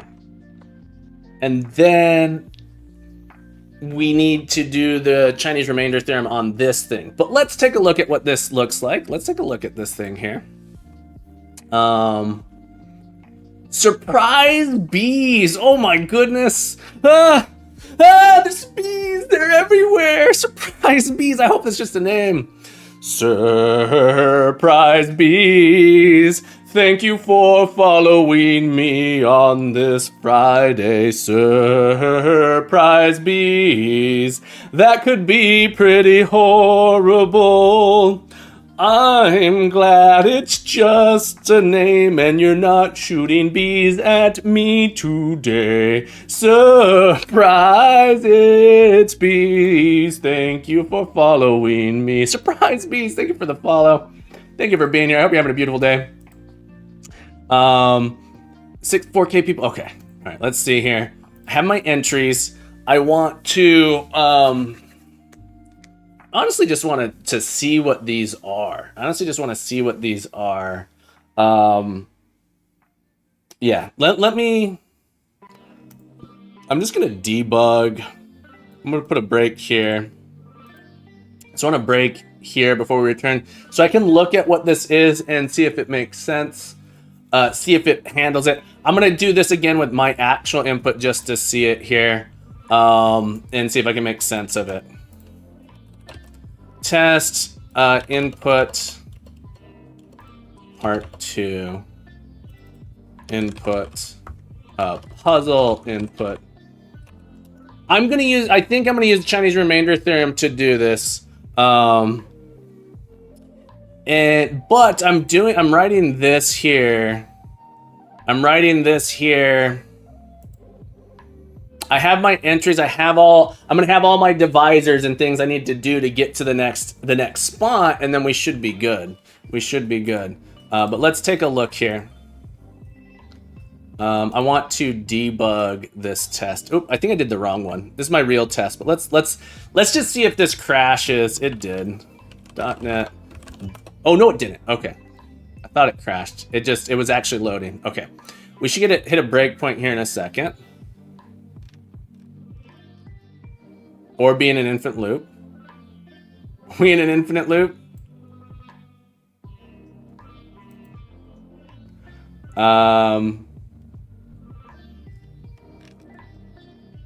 What's going on? Disconnect. Hang on. Did you ever implement the different ending state?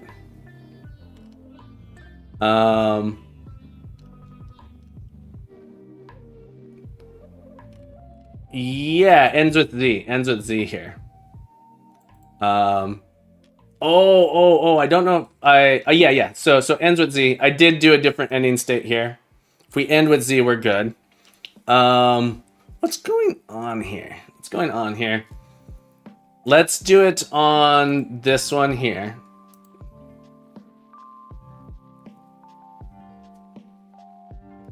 File is locked. Oh my goodness. We ended up with it. I don't understand why we have an infinite loop now. All right, I have to force kill everything again. This is really annoying. Give me a second here, everybody. Visual Studio Code.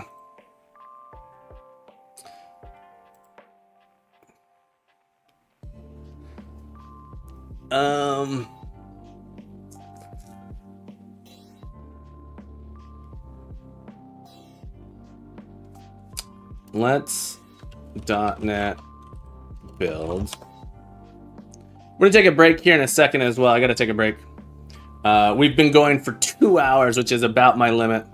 4.5. So someone finishing in 4.5 seconds is crazy.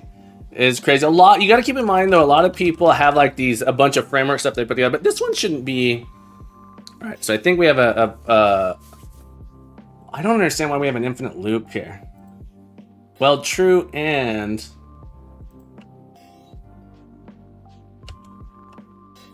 Oh, I don't. Because I'm a fool! Possible ends dot had entry. There we go. JD, welcome back, my friend. I'm a fool. I wasn't adding anything to possible entries here. All right. All right.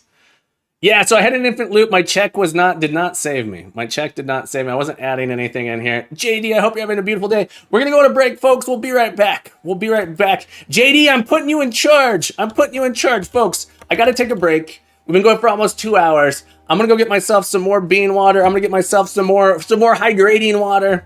I will be back. We're gonna go on break. But while I'm gone, JD's in charge, folks, because JD can do the captain impersonation. Check it out. JD, you're in charge. If you want to feel like you're talking with Captain, let me see if I could do my Captain impression. I am not the Captain, but my eyebrows also move in a way like the Captain. Thanks, JD. JD's in charge. Rye will be back in about 3 minutes. 3 minutes. Hang tight, everybody. I shall return momentarily.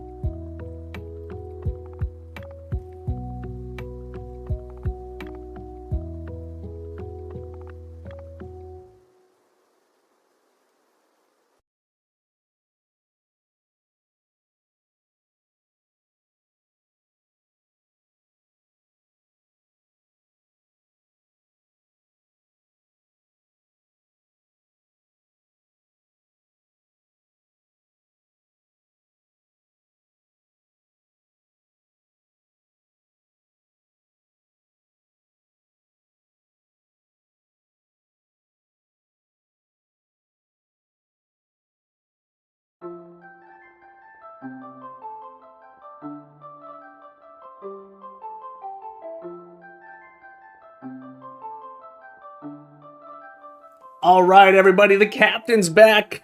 I hope you didn't miss me too much. I missed you guys greatly. We got ourselves this delicious, look, this delicious cup of bean water. That's hot. We gotta let that cool off just for a second, folks. While we let it cool off, we're gonna take care of ourselves. Look, the captain loves you. The captain loves you, which means you should love you. And if you love you, you gotta love yourself. You in the back. Pay attention. Yeah, that's right. Pay attention. The captain loves you, which means you should love you. And if you love you, you gotta love your body. And one way you can love that body is getting some stretching in. I want you guys to stand on up with me. We're gonna stand on up. If you're like the captain, you're hunched over on your computer all day, you're typing away, you're clickety-clacking, maybe you're in bed, clickety-clacking like that. Maybe you're on the internet, whatever type of troll. Maybe you're an internet troll, maybe you're a coding troll, maybe you're a cave troll, maybe you're a basement troll, whatever type of troll you are. Trolls deserve love, so we're gonna get on up, get some stretching. We're gonna start out with a forearm stretch, one of my favorite stretches here. Grab those fingertips, and you're just gonna pull back until you get a little bit of tension in that forearm. If it hurts, stop. You just want a little bit of tension. You're gonna hold it there. We're gonna hold it there 15 seconds. Get this nice forearm stretch in. Oh yeah. Really taking care of ourselves, loving ourselves the way we deserve to be loved, because you're lovely people. Look, get your mom, get your dad, get your cousin in the room. We're doing these stretches. We're taking care of ourselves. We're loving our bodies.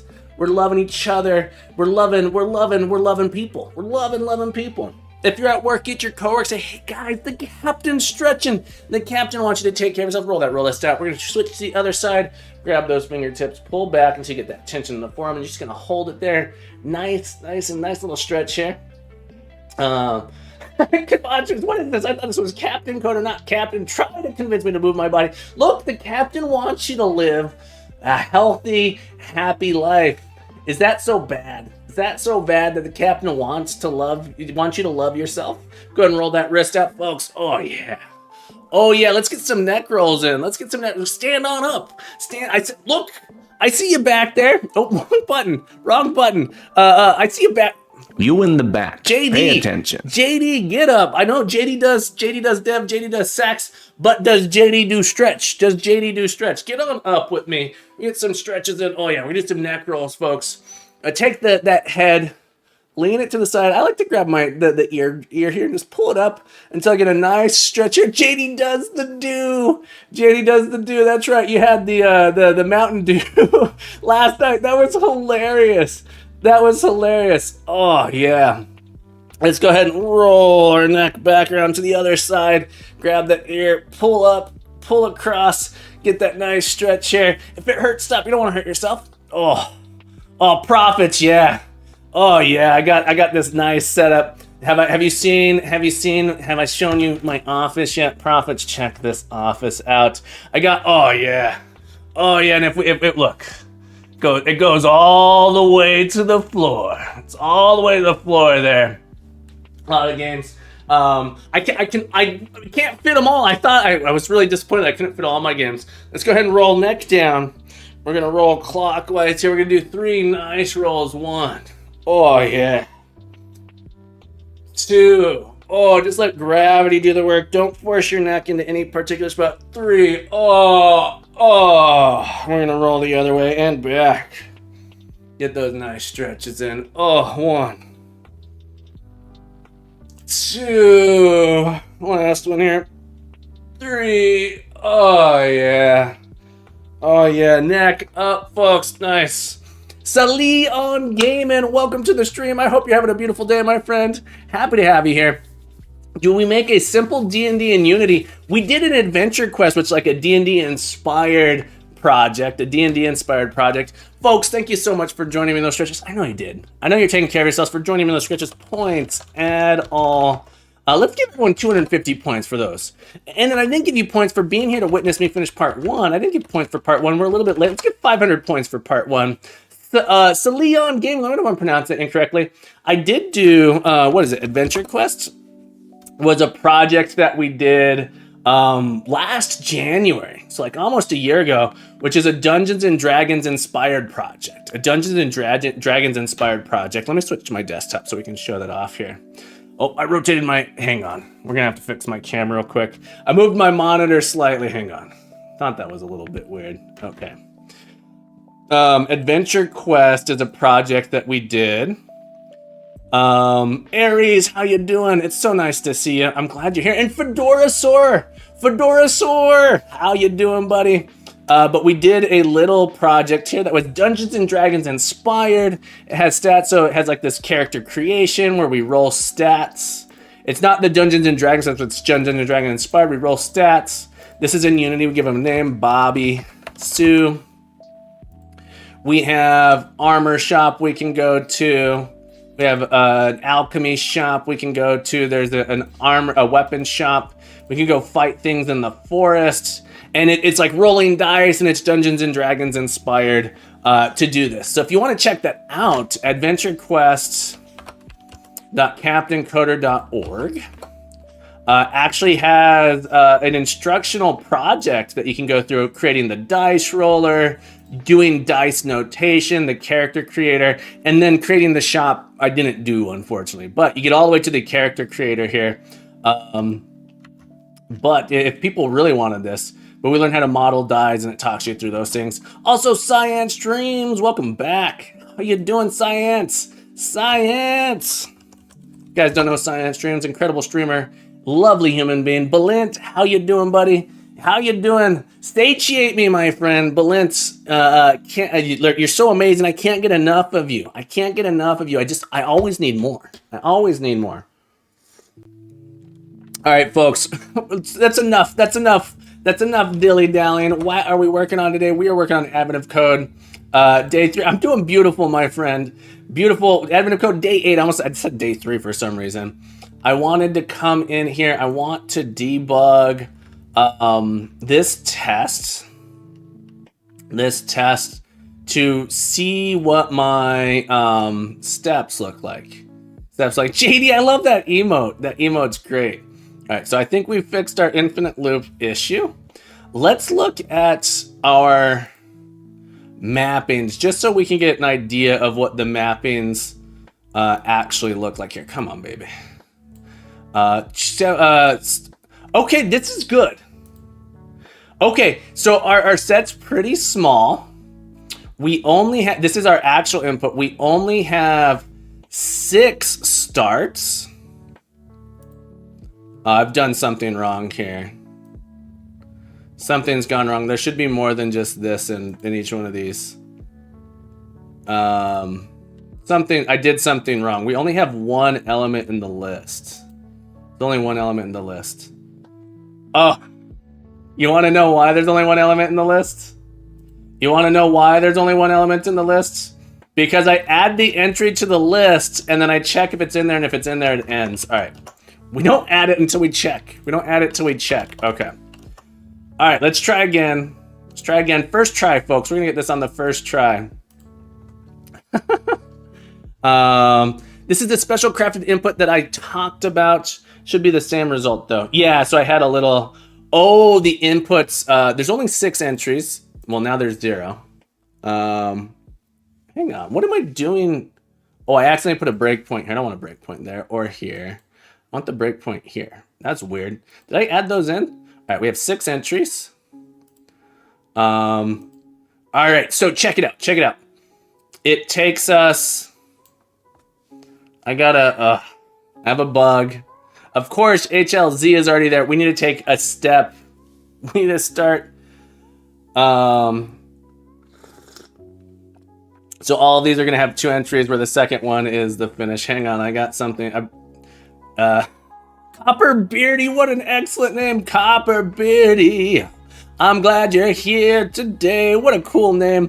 Also, I missed someone following NFAA13. NFAA13. NFAA13 followed me today. NFAA13, thank you for following me. We also got Copper Beardy following me. We've got Copper Beardy following me.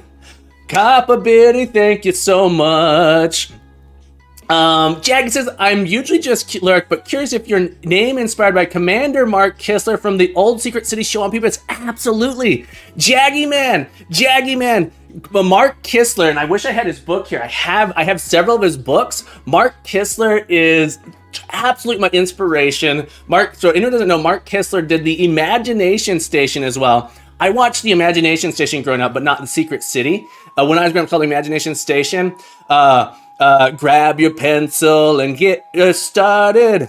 Go ahead and it's almost time. Mark will show you how to get what's on the paper in your mind. Get onto the paper what's in your mind at the Imagination Station. Absolutely. Captain Coder, my persona here, is 100% inspired by Mark Kistler. I loved him, and when I was first starting out streaming, I was going, you know what, you're totally my inspiration. Mark Kistler's absolutely 100% my inspiration, the Jaggy man. Yeah, I love him. I saw him in person many times as a kid as well, or growing up. Sorry, I got so distracted here. Okay, Copper Beardy, you're a streamer. Let's give you a follow. Copper Beardy, I just followed you, my friend. We're gonna check it out. I'm assuming you've done Advent of Code. You're doing Advent of Code. What do you do on your stream, Copper Beardy? Tell us. Thank you for the shout out to Copper Beardy. All right. Oh boy. All right. So when steps to end. Finished his current location. If our current location is our start, we need to like take a step away. So there's like a thing here where we need to take a step away.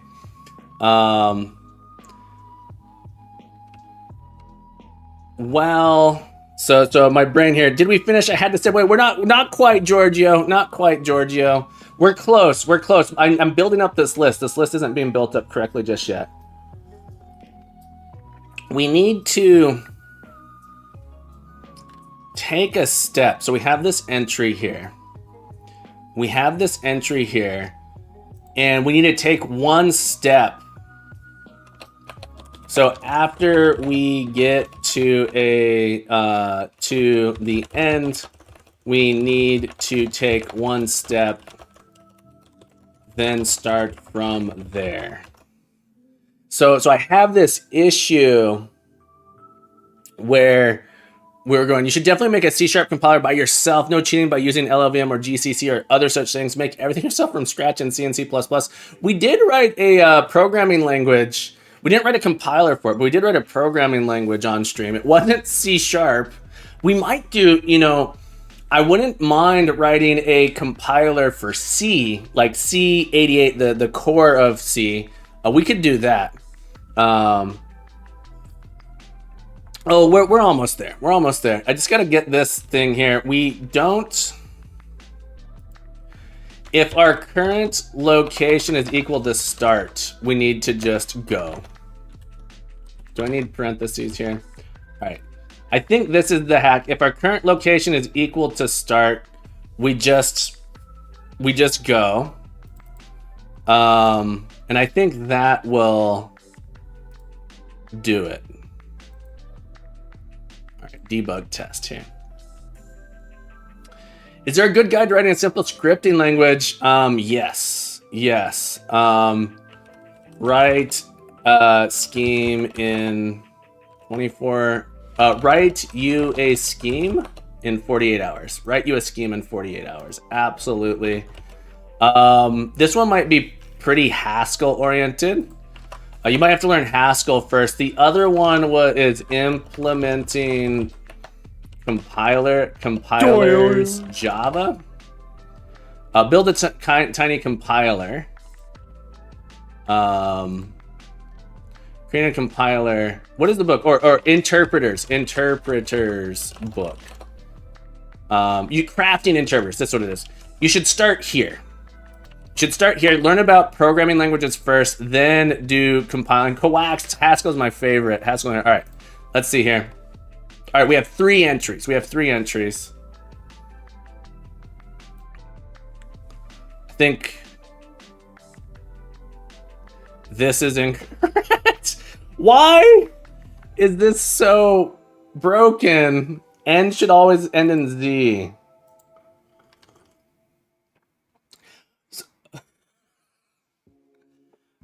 Something terrible. Something terrible has happened. Crafting interpreters is a really good place to start. Okay. What am I doing wrong here?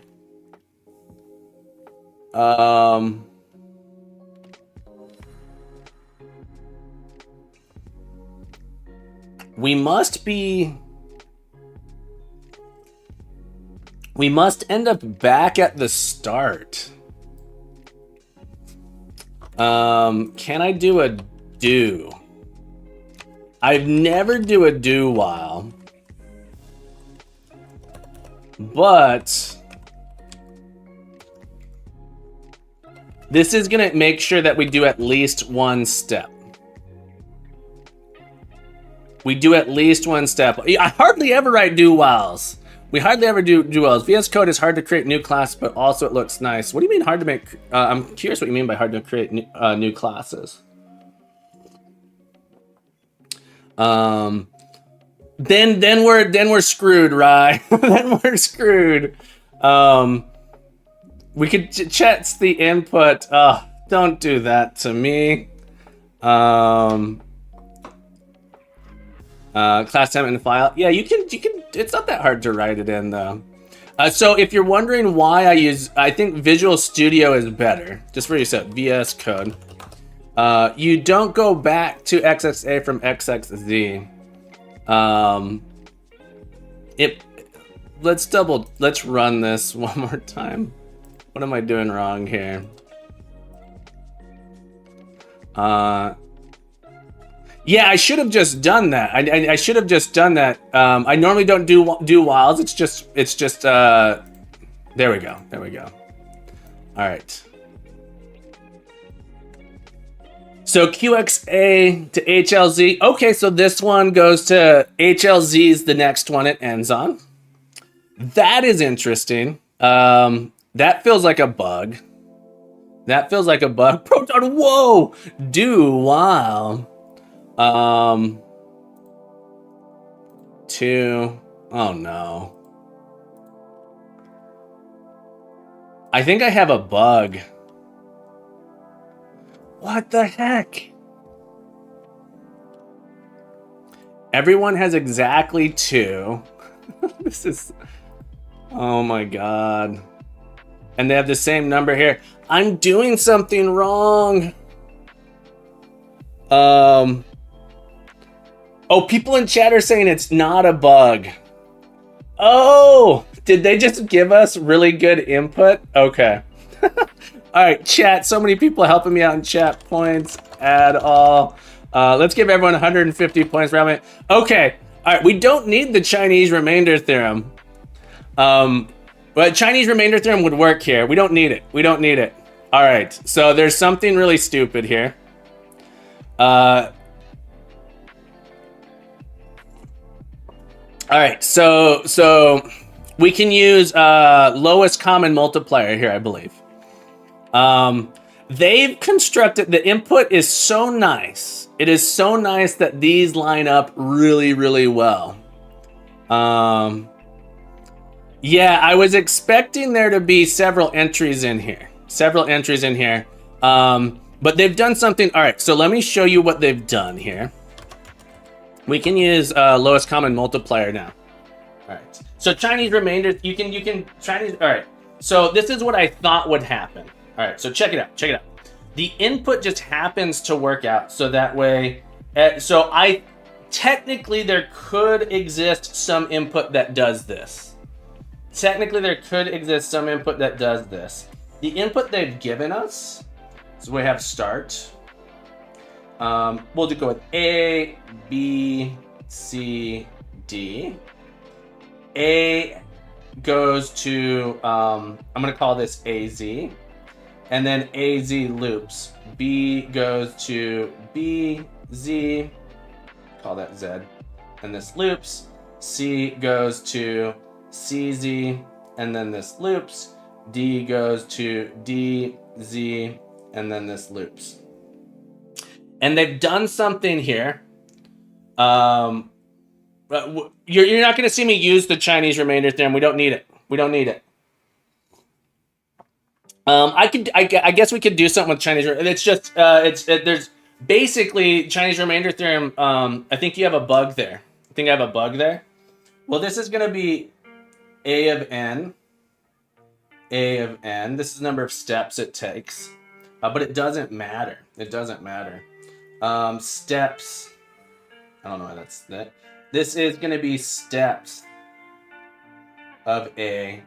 And they've done it so that steps of A, it's the same number of steps from here to here and here to here every time. Steps of B, steps of B, steps, C, steps of C. So we basically just need to figure out where these cycles overlap. Steps of D, steps of D, like this. So they've done something kind of really nice with this input. Rain, welcome back to the stream. We're doing well. We're doing well. So this is a revelation here. The thing that I was doing was going to account for if there were more nodes in here in between. But we have the same number of steps, so we just need to find the greatest common, the lowest common multiplier. So we have to write two things. Proton. No, it loops from A to Z, not really on itself. Yeah, so check it out. There's a different path. So QXA goes to HLZ, and then HLZ loops back on itself. They don't actually take this. They don't take the same path. I bet HLZ here. Let's go look at our input. I bet HLZ. I bet there's just connect here. QXA, LSB, MQN. Now I forgot what it was. I forgot what the XLZ. I forgot what it was. It doesn't matter. It doesn't matter. The number of steps, HLZ. All right. I want to look at this. Thank you. This is me. HLZ. Look at that. Look at that. HLZ. They've constructed it in a way that the first step off of HLZ is actually going to end up in the same place QXA is going to end up. They've constructed it in this clever way, so you have the same number of steps each time. So HLZ to HLZ actually steps off onto the same spot that QXA does. This isn't a generalized solution, and what we're going to do here isn't going to be a generalized solution. It works for this input, and I suspect all of the inputs are constructed this way. Mopic 34, Mopic 34.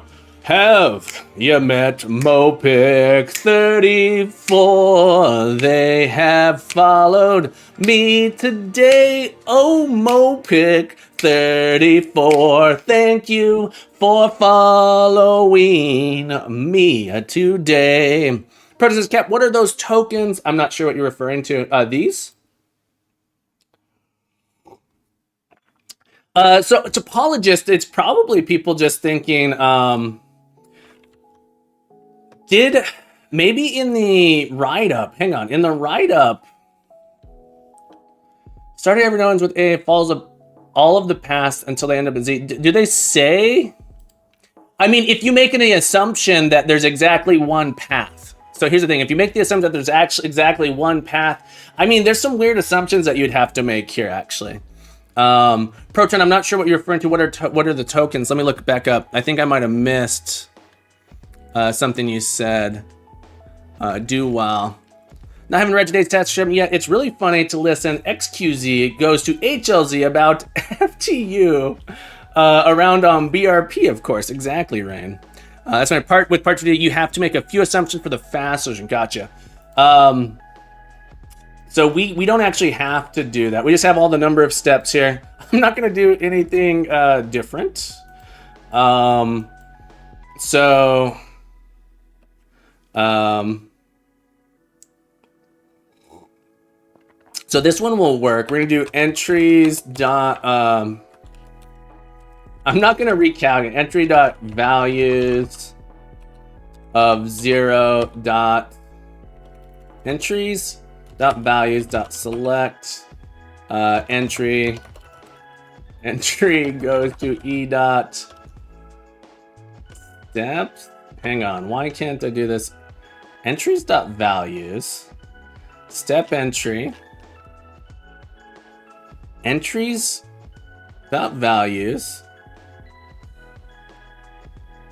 dictionary. This should give me back a value collection. E dot. Why can't I do this? What's going on? I only care about. I don't need all of these anymore. Okay. I only need the first one.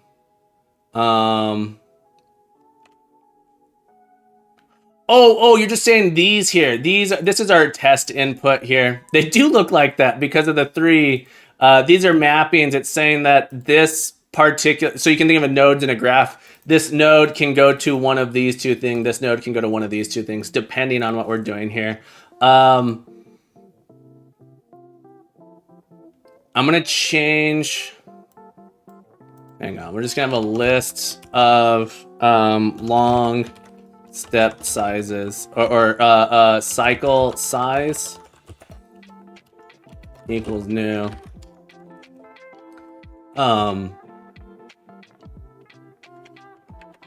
Cycle size equals cycle size dot add dot of the first entry dot steps. Okay, cycle size here. So now we have all of our cycle sizes, and I need to calculate the lowest common multiple of these values. Lowest common multiple of these values. I'm gonna debug this one more time just to make sure I have numbers in here properly. Even have cycles there? Yeah. Here we go, debugger. There we go. So we just need to find the lowest common multiple. What's lowest common multiple? I believe lowest common multiple is LCM of A, B is what is it? A times B divided by the GCD, greatest common denominator of AB. Someone correct me. I'll look this up in a second. GCD of 2 numbers is it's like if B is 0, A, else GCD of B. This is not real code here. A mod B. Does this look right? Someone tell me, does this look right? This is just something you gotta know. It's just something you gotta know. Fun fact, greatest common factor for this is actually your directions length. All right, so we're gonna do func. I'm gonna pull these out. Hang on. Public static long GCD. We'll do this as a ternary. A otherwise GCD B A mod. Oh my goodness, go away. B A mod B. I wrote in Python way too much. I've been writing in Python way too much. Madness. There we go. Yeah, I should add this to a helper. So this is something that we have to teach this on the AP exam. Students need to know this. On the AP exam, students need to know this. So it's like I kind of have it committed to memory. GCD is they have to know how to implement it recursively. This is like a very common problem that shows up on the AP exam. And lowest common multiple of long A, long B is A times B divided GCD AB. Okay, I believe this will give us lowest common multiple. What is AP exam? In the I think it's just United States. It's called advanced placement. So when you're in high school, which I think in other places called primary school, it's before you go to university. You can take a class. Oh, thank you. Yes, you take a class in high school that counts for college credit. Or there's an exam you can take that you get university credits, college credits if you complete the exam. There's something called AP Computer Science A, and it's a object-oriented programming in Java, and you have to know how to do it. Advanced AP Lunch, get credit for that one. Now we have to do LCM on this, so it should be cycle size dot aggregate LCM. Long results. Aggregate is just doing a for loop where it's applying it to each one of these. Yeah. I think this will work. Let's run our unit tests. Kevin, I said that those mysterious codes look like assembly opcodes. Yeah. Right after I said that previously, you started talking about cycles. Assembly instruction execution times are calculated in CPU clock cycles. Gotcha. Folks, do you guys know Proton Fig? Okay, so it's not primary school. I don't know what it's called. Okay. Did not work, but let's give a shout out here to Proton real quick. Proton, incredible. Commodore 64, assembly genius, writing his game in assembly. Absolutely incredible. What is wrong here? I'm surprised. This didn't work. How's the LCM code so short? I was trying to write something complex, then gone straight to Wolfram. Sweet Radish, what a cool name. Welcome to the stream. I was gonna do it a little bit secondary school. Okay, so it'd be considered secondary school then in other places. We have it split up to like elementary, middle, and high school. But folks, be sure to give Proton Fig a follow. Sorry, I'm so distracted. It's this recursive version of greatest common denominator that is super helpful. Did I write this? I might have written this wrong though. Check your cycles list. Yeah, so I'm gonna put a breakpoint here. And we'll look at, I could also just have the wrong and oh, you know what?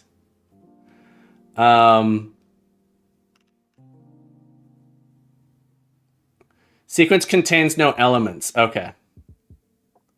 Sequence contains no elements. Let's debug this here. Uncle Scientist, welcome back. I was in the process of doing the Chinese remainder theorem, and then I discovered that we don't have to do the Chinese remainder theorem. Cycles, what? What did I do? I broke something. Go back in time. What did I break? Why is cycle size empty? Did I accidentally modify my input? Doesn't look like it. Input.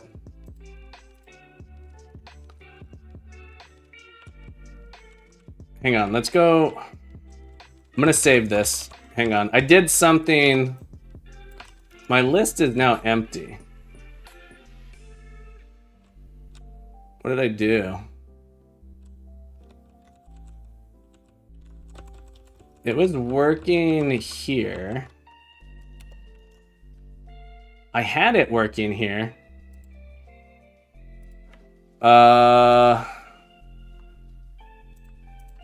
.NET build. Start is already empty, so looks input breakage. I didn't change anything.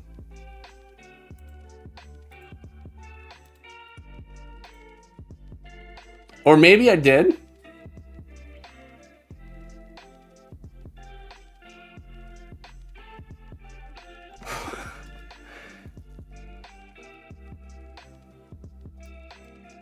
How? There's no undo option here. I have no undo. Okay.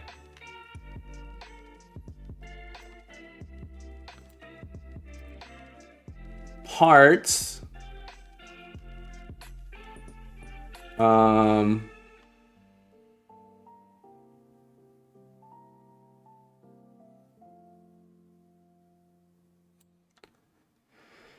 then mappings. All right, something's gone wrong here. So yeah, something happened. Something happened.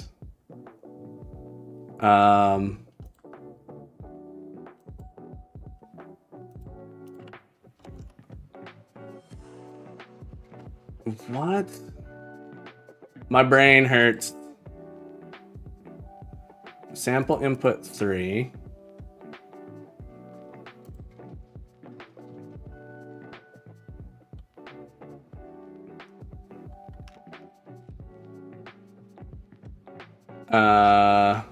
Sorry everybody, I don't know what happened.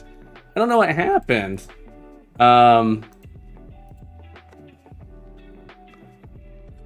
broke the input somehow, which doesn't make sense to me. There it goes. All right, all right. All right, all right. I don't know what I did. I don't feel like I did anything. Put these back in. And we're just gonna do cycle size.aggregate LCM. Yeah, LCM. I feel like I didn't change anything.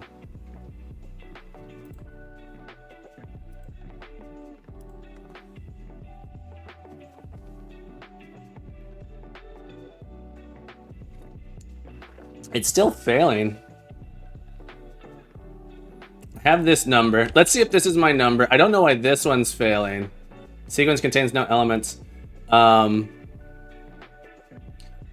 So I think this one, the sample input seems to be broken for, I think I just have the wrong sample input here or something. I get a number back for this one. Let's test this number. And then we'll go, okay, all right, we got that. We got it. I don't know why my sample input 3 is broken. Okay. We done did it, folks. Thank you for the 2 stars, Smab, folks, for being here to witness this momentous occasion. Points at all. Points at all. Points at all.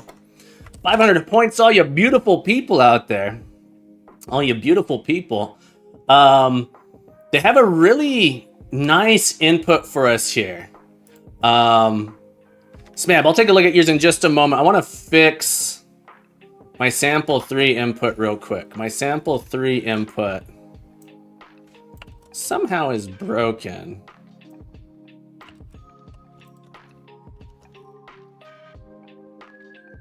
Part 2, sample 3 input. Let's see if that fixes it. I might have to refresh test here. Yeah, exclamation point Q, everybody. If you want to add your solutions, we'll take a look here in a moment. Exclamation point Q to add them in there. Love to check them out. Why is this one failing? Sequence contains no elements. Yeah,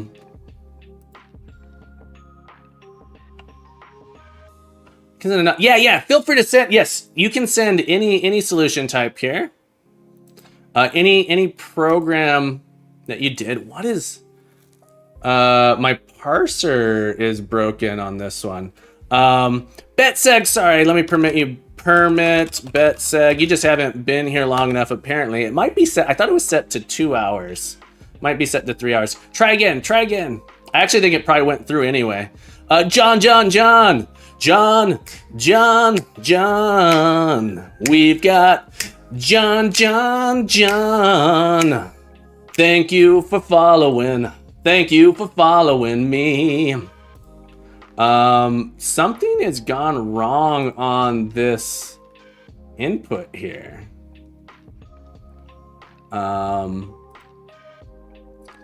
It's not parsing this correctly. Oh! You know why? You know why it's not parsing it correctly? My regular expression. My parser's broken. My parser says it has to be A to Z. My parser says it has to be A to Z. It really can just be any character. What is the regular expression for any character? 0 to, yeah, I can do 0 to 9 here. I'm just dot just says any symbol, right? Just dot. There we go. So it has no sequence because it couldn't parse it. Thank you. It's actually just this. Thank you for helping me. Points and let's give for helping me out 100 points to all of you. Points add all. Add all is one word. There we go. All right. It's anything except new line. Okay, so let's try again. All right. We'll get this committed. We're gonna do smabs. Perfect. Okay. Get status, get add, get commit -m, feature implement day 8 part 1 and 2. I don't think I committed for part 1 yet, so we'll do that. Push up. All right, beautiful. We done did it, folks. Steve, welcome back. Dot is anything except new line. I'm glad you're here, my friend. For non-white space, yeah. I think we're okay here. All right. We done did all right. Very dirty, like mine. Okay.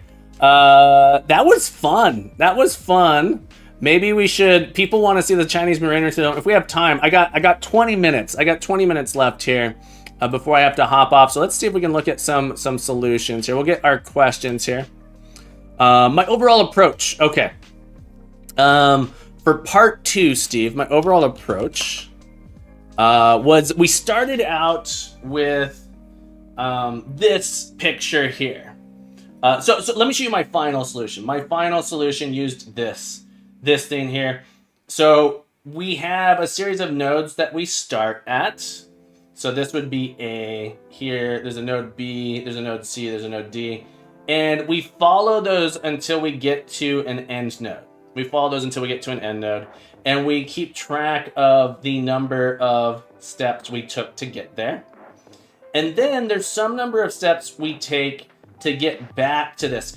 In a general input, this isn't guaranteed, but our input was constructed actually such that the number of steps will always be the same. So these two things are going to be the same. So it helps us a little bit here.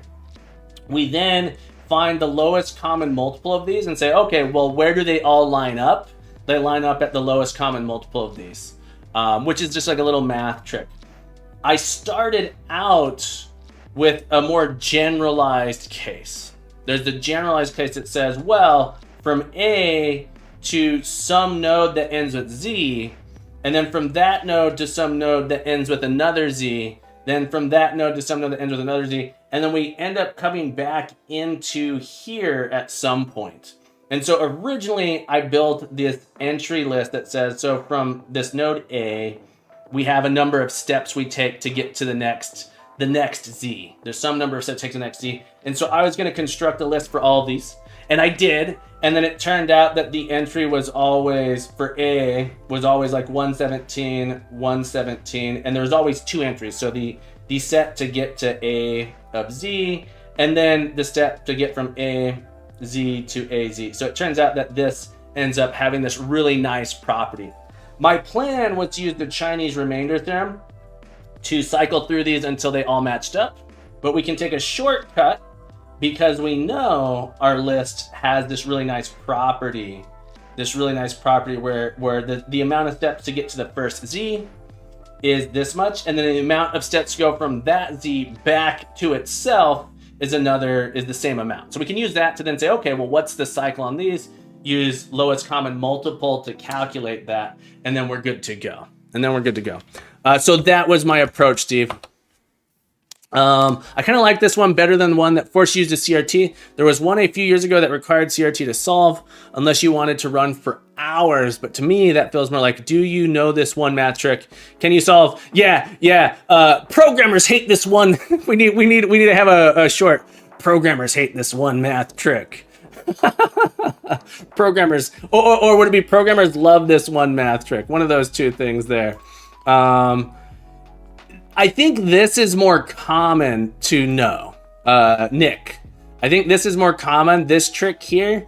Like I said, this is a requirement if you want to. So fun fact,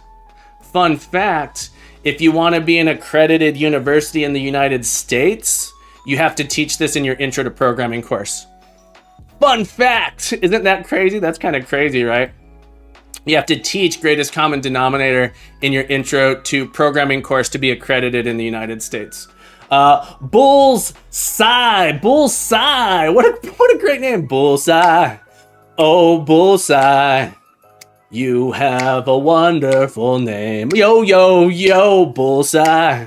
Oh, Bullseye, thank you for following me today. Bullseye! Thank you so much for the follow. All right, we're going to take a look at SMAB's solution here. Let's go up to SMAB's repository. Sweet Radish, I don't know that I have time to explain it and look at all of these solutions. So what I'm going to do, Chinese remainder theorem, YouTube. I'm going to recommend to you, and I haven't read this. I haven't read this. But this one, just looking at a glance here, this looks like a pretty good one. Oh, I bet there's a Khan Academy Chinese remainder theorem. I bet there's a Khan Academy. Yeah, remainder theorem.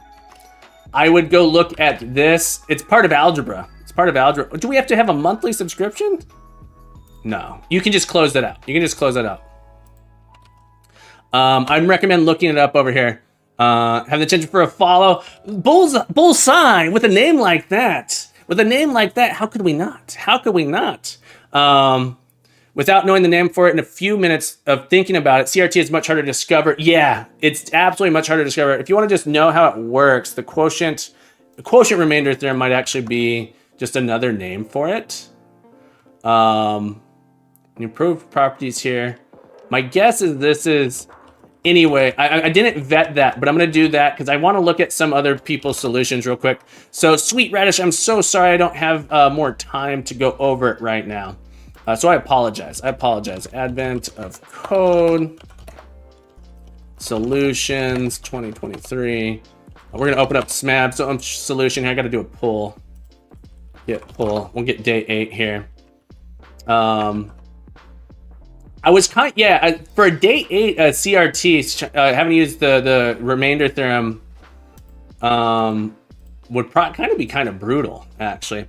You could probably do what I was doing without using the Chinese remainder theorem as well and actually walk, and then you have all these skips that you get to skip a bunch through. You could probably actually do it without the CRT.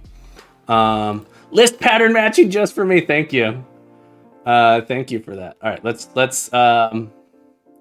pull this out. I don't want to block the chat on screen, so I'm going to pull it out to there. Here we go. All right. Load instructions. Input is. There we go. That's the keyword I was looking for. That's the keyword of SMAB. SMAB for sharing your solution with us. Points. Add SMAB. 500 points. Thank you so much for that. All right, if you want to take a look at if someone else wants to set exclamation point Q to get yours added to our question queue here. Nice. Okay. Node maps. This is our array here. String instructions. Then we skip a line, I'm assuming. You split on new lines. You skip a line, and then we get all the other ones out here. That's kind of nice. Ooh, I love that. Else we probably should throw an exception or something. Okay, solution. Solution gives us a long back, start and end. Okay, so this is similar to mine where we do, yeah, you have like almost the identical code here where you do this thing and we say if it's left, otherwise we go right. You have a ternary here, which is fine. So we go left node, right node, which is what I was doing.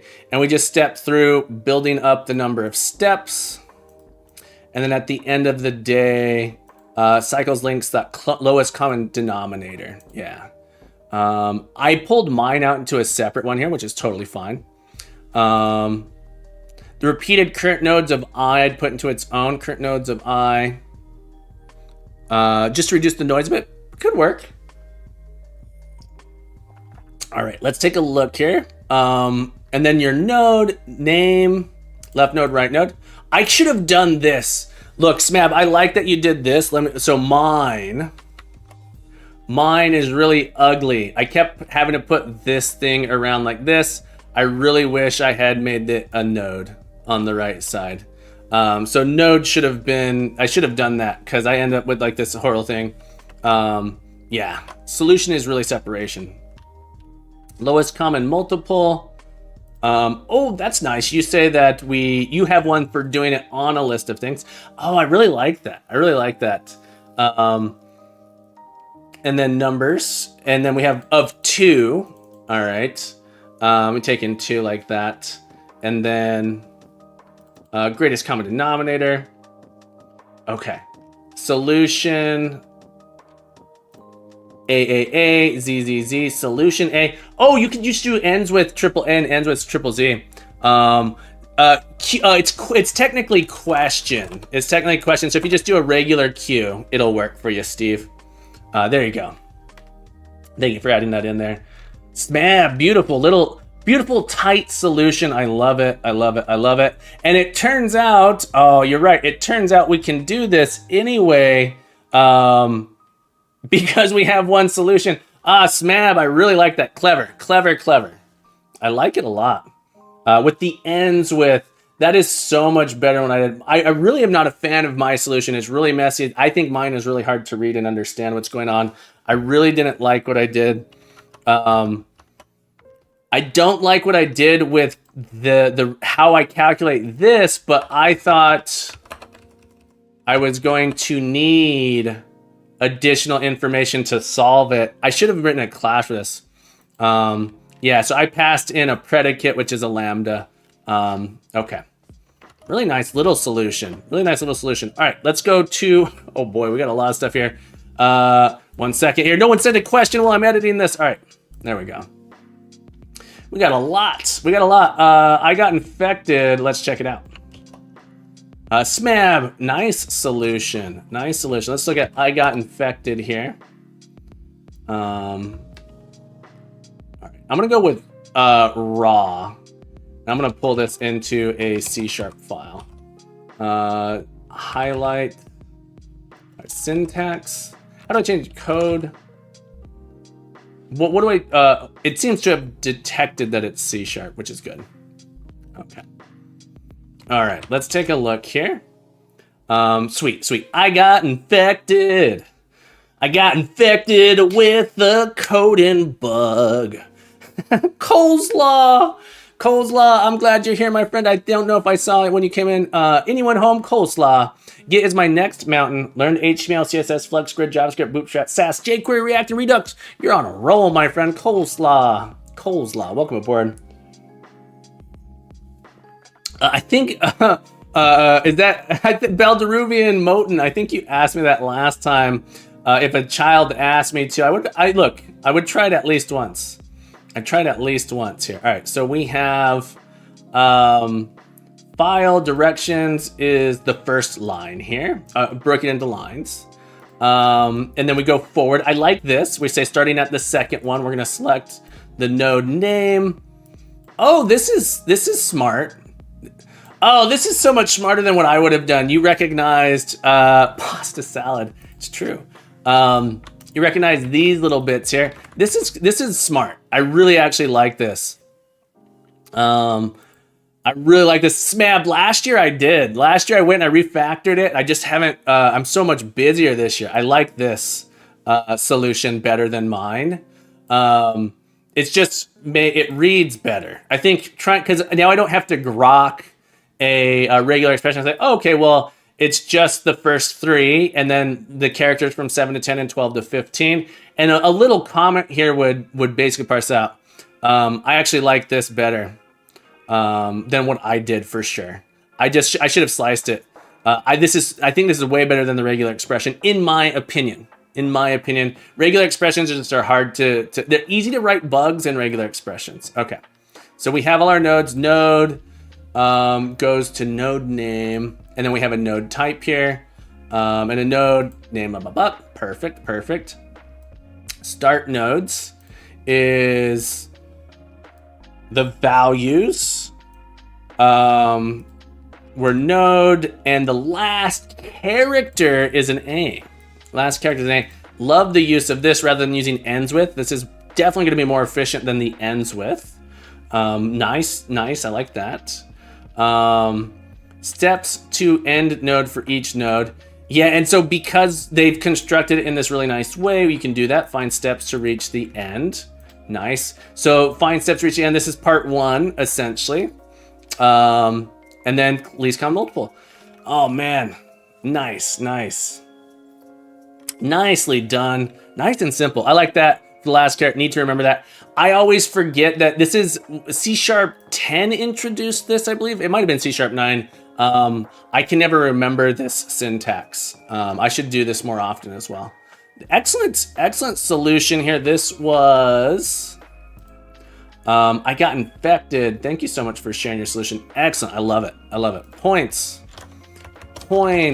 And I got infected. 500 points to you, my friend. Excellent solution. Really nice here. Really simple. I feel like I'm reading Python, but we're C#, and that's kind of beautiful. So nice and short and simple and to the point. I really like it. And then you just print out the result. Excellent solution here. Very straightforward. I love it a lot. Okay. Clayman, this isn't my code. This one's not my code. This is I got infected's code. My code was real messy. My code was a little grosser than that. So good question. It's because that one's not my code. All right, let's look at rybizv. Let's take your code. Control. Am I opening a link somewhere? It's opened it several times, I think. Here we go. We'll go to raw. We're going to copy this into here. Rybizv. All right, day 8. Here we go. This is day 8. Part 1. Splits, directions, pattern. Hey, we did it. Oh, yours is even better than I like that. ... That's pretty nice. I like that. Yeah, I really like Smab's approach. He has a whole like website and stuff that shows up. Dances with Dirt. Welcome back to the stream. I'm glad you're with us on this beautiful day. And Clayman Dev, I know you're here too, so it's nice to have you both. So we have our dictionary. This is the dictionary mapping that I made as well. We loop through. We build up our dictionary. I like to see it. You like to see it. Current goes from A to Z like that. Okay. So this one's super straightforward. I've been having so much fun streaming again myself. Part 2. Pull them all out here. We have current nodes. We build it up again, and then we have our counts. We go through in our current nodes. So this is, in mine, I called this start nodes. You building up the start nodes for each one. And you go through and you have your counts. You find it, you add the count in here. So this is counting up the steps you take to get there. And then you add it in to your list. You add it into your list, and then we calculate the least common multiple.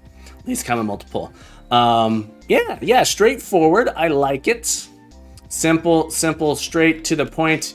You didn't have to create any additional data structure types, and so I like that you didn't use that. Your GCD uses you have a non-recursive GCD, which I like. I was doing the recursive one. That's the one that I have memorized. Your non-recursive one essentially keeps looping over, doing this same operation where we keep finding the divisor, keep dividing until we get down to where we can't divide anymore, and then you get that in there. Nice, I like that. Devor, Dabber, thank you so much for the raid. Give a shout out here, Dabber, thank you for the raid, my friend. Thank you for being here on this day, and everyone, be sure to check out Dabber. Dabber, what were you working on? What were you working on your stream? Thank you so much for the raid. Welcome aboard. Welcome to Captain Coder's Academy. For anyone who's new here, Raiders, welcome aboard. I am Captain Coder. Captain Coder is me, and me is a computer science educator. I teach computer science and programming at a school for ages 10 to 14.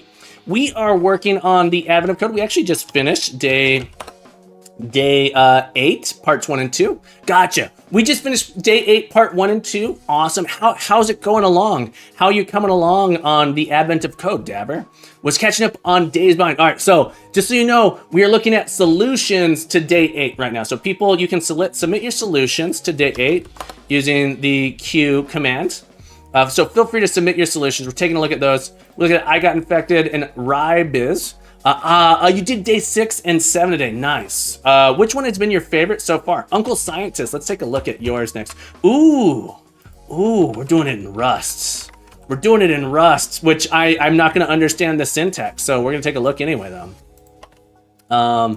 Yeah, we're on day 8, so we're looking at solutions for day 8. So if you don't want to, coaxed, I'm here. If you don't want spoilers, fun one so far. What did you think?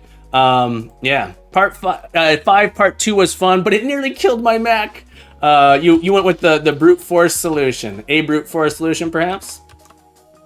All right, it detected the Rust analyzer. All right, I had a Rust analyzer. Nice. All right, we're looking at a Rust solution here. So I've programmed almost nothing in Rust, so this will be fun for me to try and decipher. But Uncle Scientist points. Add Uncle Scientist 500 points for sending me your solution. Thank you for submitting it. But we're going to take a look here. We're looking at Uncle Scientist solution. All right. We're going to see if we can grok this. Also, folks, I don't know if I can give a shout out to Uncle Scientist just yet. Uncle Scientist is also a streamer. So guys, be sure. Attention all lurkers, this is your captain speaking. I have a very important guest in our chat right now.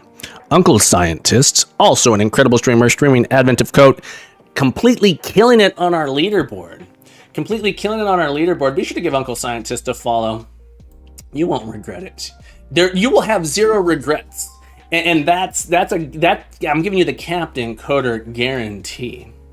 All right, so we're gonna construct one of these. Map get current. I'm assuming this is some kind of parsing, count, size, clone. I don't know what this is doing. It's a function I'm not sure what unwrap does. Self dirs clone. Let's see if we can process up. All right, we have an input. We're reading the input.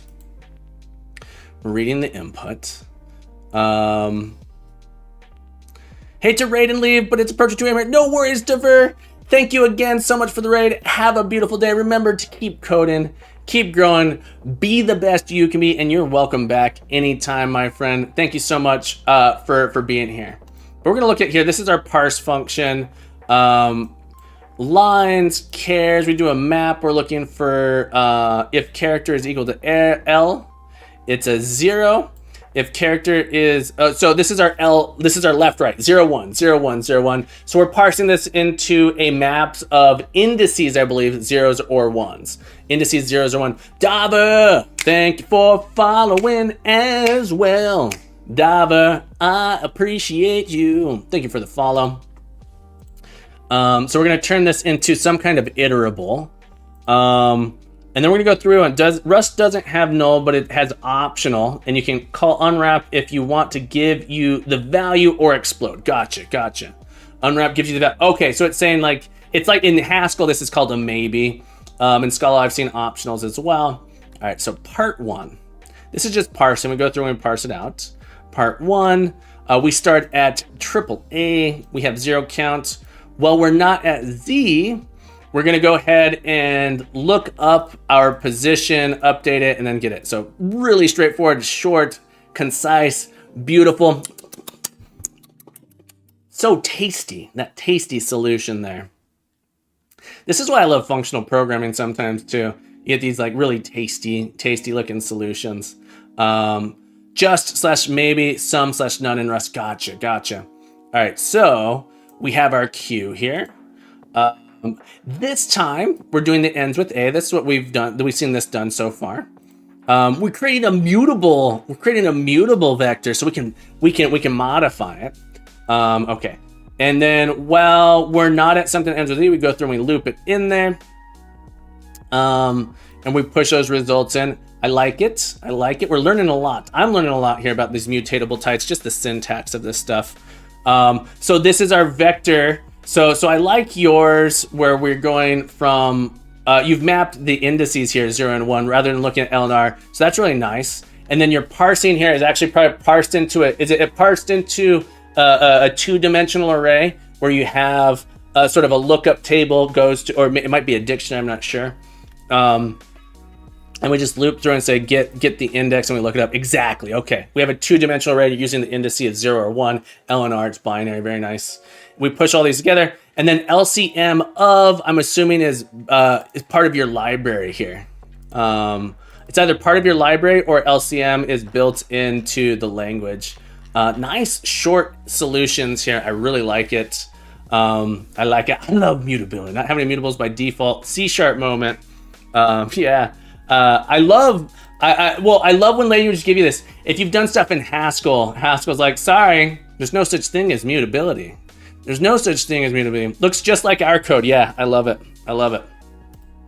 All right, let's take a look at Nick next. Nick posted yours over on Reddit. Let's see. I'm sure you have a link to your repository as well. Was happy. Maybe not. All right. Parsing. And I still need to put on GitHub. Gotcha. Calculated path. So you have a get path linked here. Parse.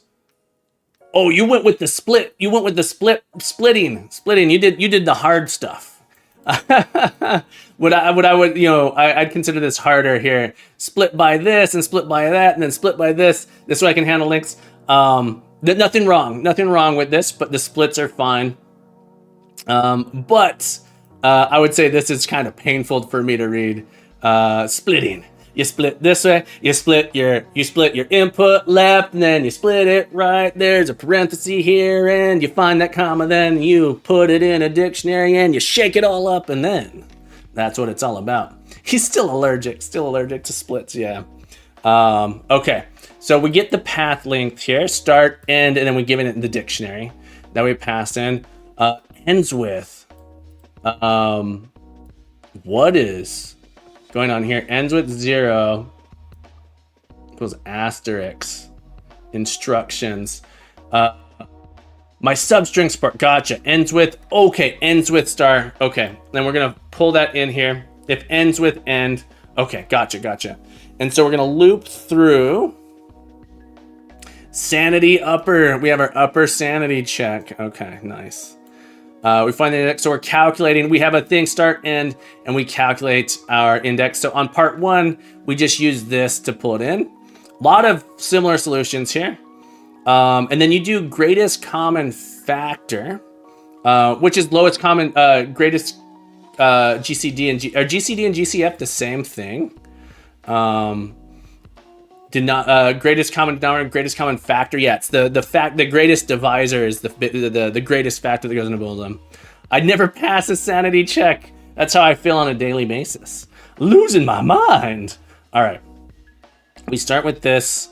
I like that you're using link. Ends with that. The substring here. Pull up the dictionary. Factors, alt factors. You build it up as you go along. Okay, you build up After finding GS have aligned 100% with the instruction length, I use that. This might not be the case for every input. Yeah, that's sort of like what I was realizing.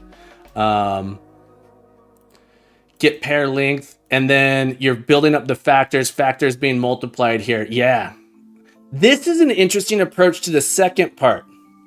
I think it's the alt factor. Yeah. This is an interesting solution to the... I think you're essentially... Get length. Get factor is times length. Where is... This is fascinating. This is a really interesting instruction length. Get pair length. So we have the length of the most recent one divided by the function length here. Instruction length. Where's instruction length coming from? Instruction length. Where is this? It's the 307L. Oh, okay. Gotcha. It's the instruction length. This is fascinating that this worked here because the cycle matched up. Then we add the pair in here, and then you find the smallest factor. Wow, that is really curious. I feel like I need to do some math here to validate that this would work.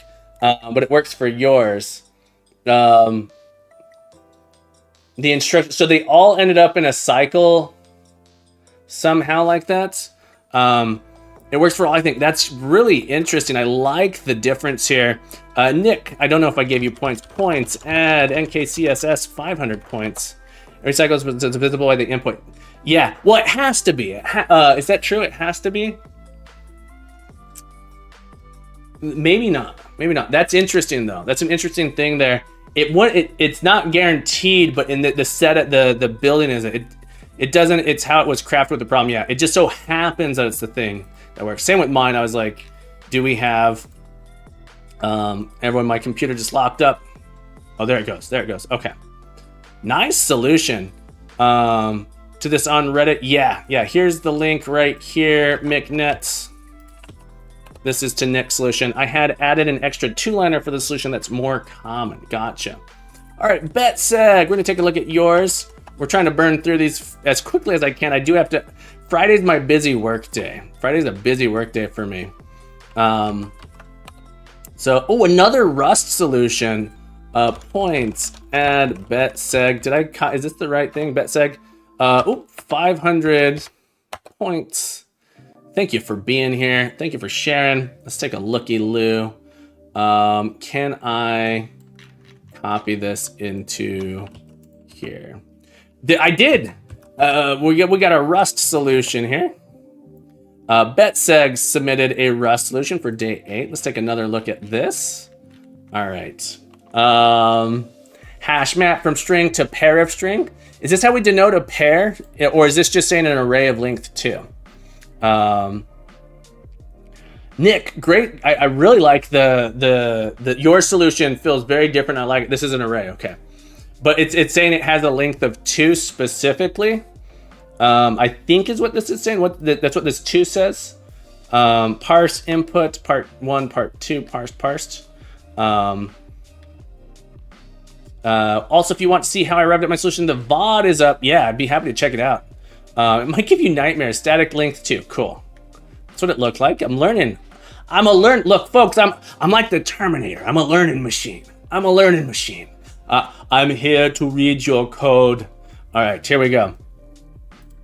Am I allowed to do an Austrian accent? I usually try to avoid trying to do accents because I think they can be offensive.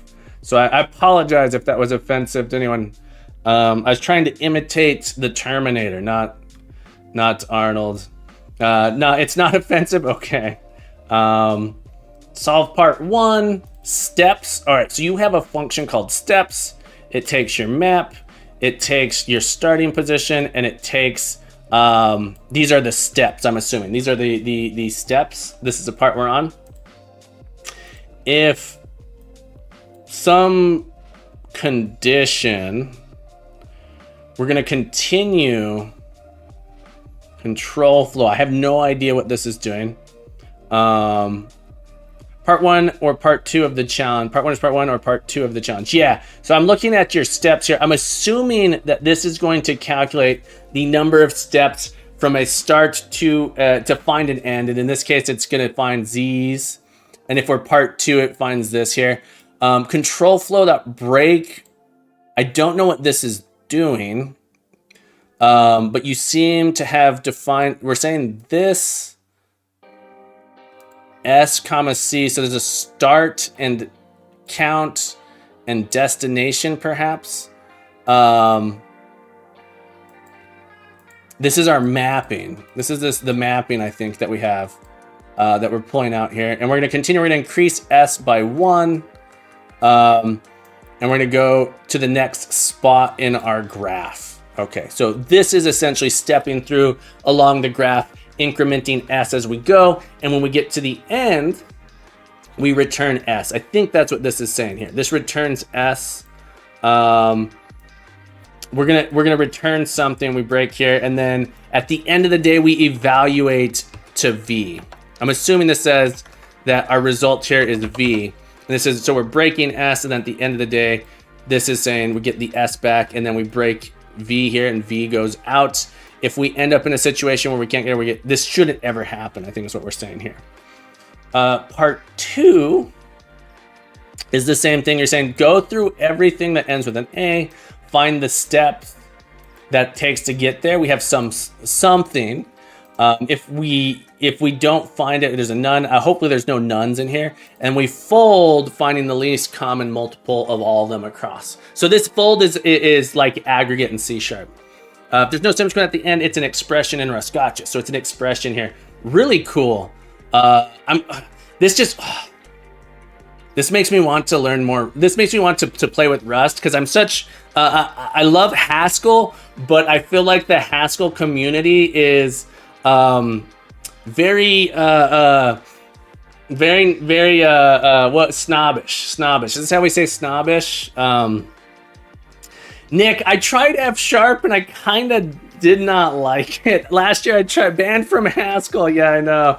Look, I love Haskell. Some of the people in Haskell are awesome, but there's people there that are like actually people, everything's a single variable. It makes me nuts a little bit.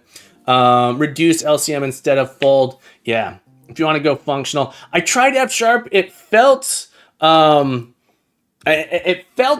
I felt like I had to, when my thinking was all backwards. So in Haskell, it felt like I was doing lots of composition. In F#, it wanted me to like do these propagations. I couldn't use composition the way I wanted to. It's weird. I should try, maybe I'll give it a try again. Uncle Science still don't, Uncle Science says a monad is just a burrito. Just a burrito. No, don't do that. So whenever I teach Haskell to people, I just never tell them, I never say the word monad. The problem is as soon as you say the word monad, people go like, what? A monad? A monad. See, you should love, a monad is a burrito. Don't worry about monads. It's just a monoid in the category of endofunctors. Exactly, Bet said, what's the problem with that? If you're a big nerd like me, I took category theory when I was in grad school. Steve, let's check out. Ooh, I'm really excited for Steve's solution because Steve is going for hardcore mode. Points, add Steve, 500 points. Thank you so much for sharing your solution with us. We're gonna see. You guys want to see some hyper efficient C# code? Steve likes to write hyper efficient C# code, so we're gonna check it out here. Close to the right. All right, cancel. Close to the right. Don't save. Okay, don't save. All right, Steve, thank you so much for your. People use monads all day without knowing anything about category theory. Exactly. People. I have students implement. It's same with recursion. I never mention the word recursion, but I teach my students how to write recursive functions, but I never say recursion. And then later on, I say, okay, so this thing we've been doing this whole time, that's called recursion. So when you see recursion, it just, here's how we got to look at it this way. All right. So math utils, so we start out by defining these two things. Nice. Ooh, where T, we're using wheres here. Nice. That's like hiding vegetables in kids' foods. Exactly, Dances with Dirt. You want those kids to eat them? They're going to love them anyway. They're going to love them anyway. The I number T, so you don't have to have an int. Yeah, I like that a lot. Beautiful, beautiful solution here. I didn't have to do too much to be too efficient. I did pack the names into 15 bits so I could avoid cache misses as much as possible. But I'm still, avoid those cache misses. A lot of direction, make these short, left and right. We got a node here, combine left, right. Ooh, unsafe. We're doing some unsafe. We're doing some bit shift in here. We're combining these things all into one little chunk here. This is for my extensions. Yeah, I like it. Don't know what they're called in C#. They're called generics in C# as well, I believe. They're just done a little bit different than Java's. We'll still these late. Yeah, this is great. I love this. I love this. Here, I'm not going to steal them. I'm going to borrow them. I'm going to borrow them and pretend that I came up with them. In fact, I'm gonna do this real quick here because I like this a lot. I'm gonna go into my solution. I'm gonna add these down here. I'm gonna do let's import these. And I'm gonna put in here credit Steve7411. Thank you, Steve. All right, let's come back to your solution. All right, we build these out. You're storing it all in a U short here. Do you end up with a dictionary? You're doing some kind of mapping instead. We pack. Going for the speed. I was drilled in Java at university, but before that, I taught myself templates in C++. Yeah, university is where I learned Java as well. And then we just pull this out. We have a mask that lets us get the is start is end. We pack. Okay, so you wrote a pack here. I like it. So we have our buffer. We shift things over this amount, that amount, that amount. So you're slotting things into positions so you can pull them out into specific spots. Using spans like a champ. All right, let's take a look here. I read only list of our start nodes. Direction. We have an array of directions here. They're all in a very sparse array, which is around 50 kilobytes, mostly empty, but it's like twice as fast as a dictionary, and using a frozen dictionary, it's way too slow. C#, really Java.net, Reg 9K, welcome back to the stream. Exactly. So you pack it in there, and then you can just like go through it. That's interesting for the lookup times. I'd be interested in the lookup times from that. The cost of that. It is what you need. You want it to be. It is what you want it to be. It's true. All right, same thing here. We're gonna pack these together. We get distance to first end. And so this is gonna give us back how many steps we had to take here. You're doing. Let's see. We have initializer. Maybe not little known fact, but you're doing two things here. You're doing two things in. This is called the afterthought, and a lot of people don't realize you can do two. You can do any number of things in your afterthought. It can be separated by a comma here. So you're doing it in your afterthought where you say steps, and then the next ID here is the direction link. So you're just going through here. Let me ask you a question. Steve, is it technically faster? You would know this better than I did. Is it technically faster to do this than to put this in a while loop? Because you're doing a for loop in a way that I would get a little bit, is persnickety the right word? I'd get a little bit with my students, say like, this is harder for me to read. I personally think this is harder to read than a while loop because it's not doing what a for loop does traditionally, which is iterate over a range. It's not faster. I just didn't want the line of code. It all compiles to the same. Okay, gotcha. Yeah, I feel like at my students, I'd say this is harder to understand. It's technically possible, but because our condition isn't doing something over a range, I tend to only do for loops when our condition is over a range. But that's just my personal preference. It, in my mind, makes it a little bit harder to read and grok for some people. And by some people, I mean me. Okay. Yeah, I assumed so. I assumed so. All right, so part 1, we do our pack, we get the distance, and then part 2, we do it for all of our things, and then we do an aggregate. Ooh, you are gonna go ahead and use the link aggregate. You're gonna use link aggregate. Do you think so? Here's the second, Steve, do you think if you did a for loop here instead of an aggregate, it would actually be faster, or is aggregate smart enough? Is aggregate good enough that it's just as fast as a traditional for loop? I imagine you can get some nanoseconds, some nanoseconds if you change this to a tight loop. Yeah. Smab, here is the link. Here, I'll send you the link. It was in chat a moment ago. This is it here. A for loop would be a little bit, but enough for me to write the additional. Gotcha. Yeah, so I was just curious because you seem to really enjoy getting down to microseconds. All right, Steve, excellent solution. I loved it. I love this solution. Okay, we got one left here, folks. Yes, claim it. It's not my code. That's how I do it. I don't write my own code. Yeah, I assumed so, but so it's just like barely faster then. The reason I like C# is because it lets you choose when you want to onsite, when you don't. I really love that. Yeah, Steve, I think yours is my the answer that I have learned the most from. Smab, I learned a lot from yours too. I always learn a lot looking at Smab. I love look, folks, if you're learning how to program, and you want to get good, look at people's code who are better than you. Read code that's better than yours and get people who are better than you to look at your code. You gain so much from doing this. Okay, this looks like, oh, it's another C# solution.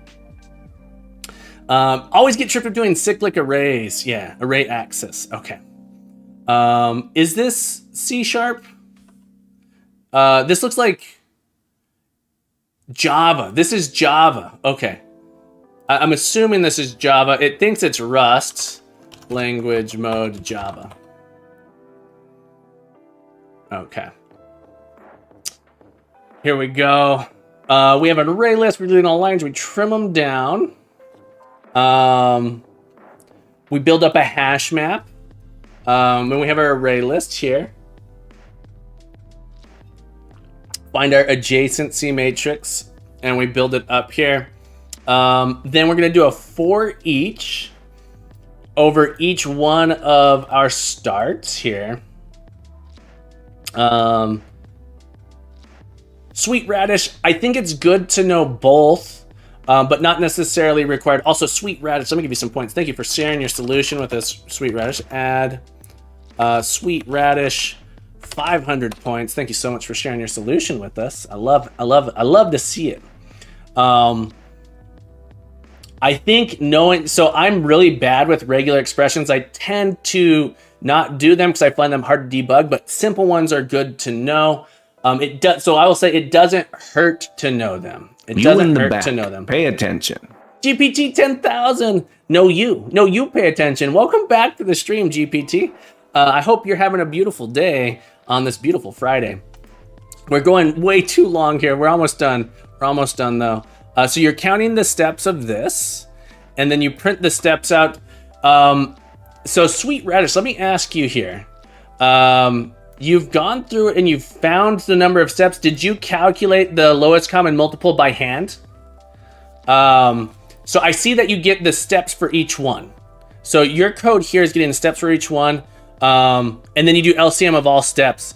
Did I miss that? Or did you just put it in? So yours code does this, and then you manually did it rewritten by my GCF already. Gotcha. So then you put it into Wolfram Mouse. Gotcha. Nice. Look how tight. Look, this always blows my mind. Look how small these solutions can be. Nice work, Sweet Radish. Thank you for sharing. All right, let's check out the next one. Coding Chemist. Folks, we do have a Discord. I should be promoting this more, I suppose. On Discord, if you want to get more feedback and more discussion going on there, please consider joining the Discord here.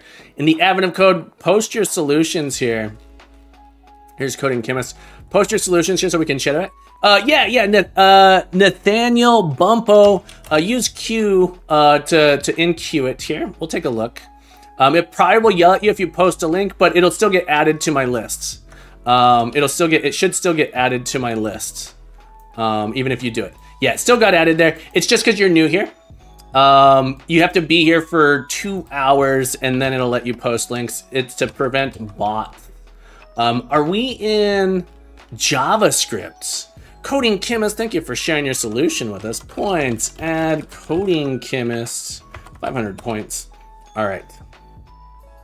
We are doing TypeScript, okay. TypeScript, JavaScript, the node-based scripts, okay. So we're gonna be reading from our file system. Why do you want change language TypeScript? Why is it wanting to use this? Okay. JavaScript plus, yeah. JavaScript. Nathaniel Bumpo, thank you for sharing your solution with us. We'll take a look at it in a moment. We read these in, split on the lines, slice and filter this into our instructions and our mappings. String, line, slice, filter, line, greater than 0. So we have our mappings. You don't actually parse it out just yet. JavaScript hash, JS hash. JS is sharp, JavaScript sharp. So process mappings here is what we're going to go through. Oh, this looks familiar. This looks familiar. Nice. So we go ahead and pull that regular expression out. We map them over. We build up our L and R's here to get that parse in. Part 1, current location is AAA. This looks familiar as well. We have our maps, we have our directions, and then continue processing. Okay, yours says once we found the location, we stop processing. So this is our end condition here. If we haven't found it yet, we get our new location, what happens to be this guy here. It's fine to put it here. One little criticism I might have would be to swap this down here. To swap it in down here because you're not using it prior to that. So it might make sense to oh no, never mind. I'm a liar. We get the new location here. I'm a liar. You do your counter here, +1, and at the end you have this +1 at the end that you did. I see. I'm wrong. I take it back. Will there be a VOD of the stream? I want to rewatch the explanation later. Yeah. If you go to the archive, it'll be on Twitch. It's also will be on YouTube, and there's a whole playlist of every day so far as well. All right. GCD, beautiful recursive solution here. Lowest common LCM here. We go through and we build them all up. Look at me, Reg9. Yeah, I should fix that. I'll fix that real quick. I'll fix it after we take a finish look at it here. Sweet Radish, thank you so much for the follow. Sweet Radish, it's so tasty. It is sweet and it's not spicy. Normally there'd be a spicy radish, but you're too sweet. Sweet Radish, thank you for the follow. Part 2 here. We go ahead and we look current locations. We're gonna go ahead and pull all of these out. Nobody here but us chickens. That's right. We're gonna find, I like this. We say look at the last letter. If it's an A, we're good to go. Is that it will overflow when you feed it ints. Oh, interesting. I think that'll happen no matter what. You'd have to do some kind of overflow check, Nick. All right, then we're gonna go for each location and we're gonna build up all these things. Cycle links.push here. So we go through all of our locations. We process our locations. This is the same code, copy and pasted essentially from here, or very similar. And then we push those in there instead of return. Then we find the LCM. Nice little solution here in TypeScript. Beautiful work. Excellent job. Thank you so much for sharing this. Thank you for sharing your solution with us. Coding Chemist. Nice work, my friend. Nice work. Let's take Nathaniel Bumpo. We got another Rust solution going on here. Another rust solution. Let's take a look here. This is gonna be the last one, folks, and then I got a long day of teaching ahead for me. Friday's my biggest day of teaching here. But let's go ahead and pull this out. Get ourselves a rusty solution. All right. All right. Did we already look at this one? Did I do the right link here? Let me make sure I did the right link. Element of code. Raw. Yeah, this is the right one. It looked so similar to another one for a second. Out of the corner of my eye, it looked identical to something I saw earlier. There we go. All right, it's the right one. Okay. Bump, bump, ba-dum, bump, bump, bump, bump, bump. Common use crate. There's all these things here. I don't know what's going on. That's okay. Keep reading here. We're gonna devise a left-right enumerate. I love how almost everyone used Rust, just how it should be. Use num integer. Okay. Use crate, fold separated list. All right, we're gonna parse these things in. Ooh, your solution is doing a split, I think, as well. Or some kind of parser. Yeah, you're doing a split delimited. You're saying pull out this thing here. We're gonna get the left side. I like that. Pull out the left side. We get it. Then we're gonna find the parentheses. We're gonna find the from and the tos in here. So we're gonna take 3 characters inside of this. We're gonna tag here. I like that this reads like a parser. Is this a parser combinator that we're using here to parse? I want to see a Perl 5 solution. Oh boy, a Perl solution. Really make my brain sweat. I like this syntax here. It's a parser combinator called nom. Okay, yeah, I was gonna say, this looks like a parser combinator. Excellent use here. Nathaniel, I don't know if I give you points. Well, points. If I didn't, here's some bonus points just in case not, but thank you for sharing your, I need to do points. Add, there we go. Some people who would do program problems for fun, there's a significant selection bias in there for people who would do it using Rust. Yeah, nice. Okay, so we have a parser combinator here that pulls this out, and then we say if we were successful, if it's okay, we get an S. Otherwise, we get. Otherwise, it probably fails. Okay. Generator. This is where we actually build out the instructions, and we're gonna fold. We're gonna build up a mapping here. We build up a mapping from our key and value pairs, and we're gonna insert those in. All right, so this is just our parse plus build.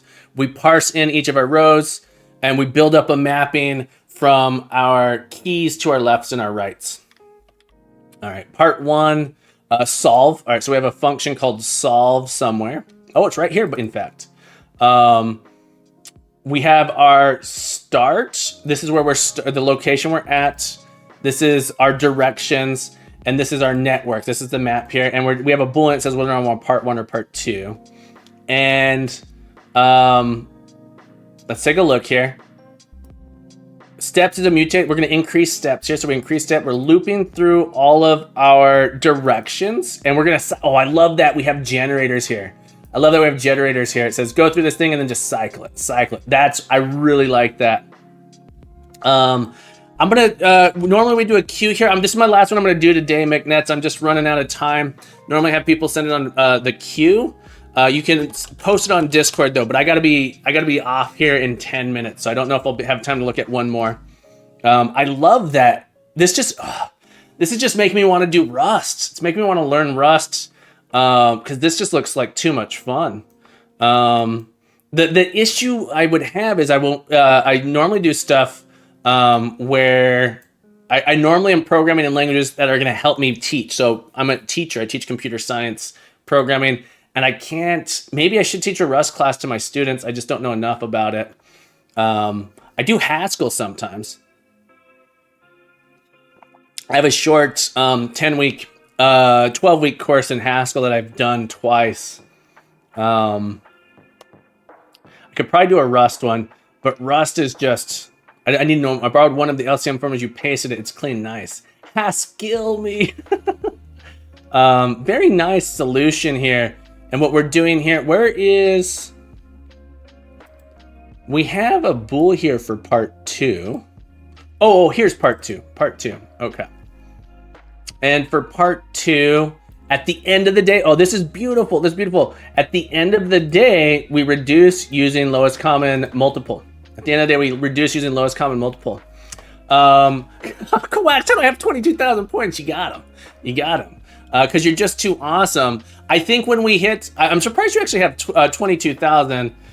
When I hit 2,000 followers, everyone got 10K. You've just been here for all of it. I think I've been giving out 500 to 1,000 points a day during this.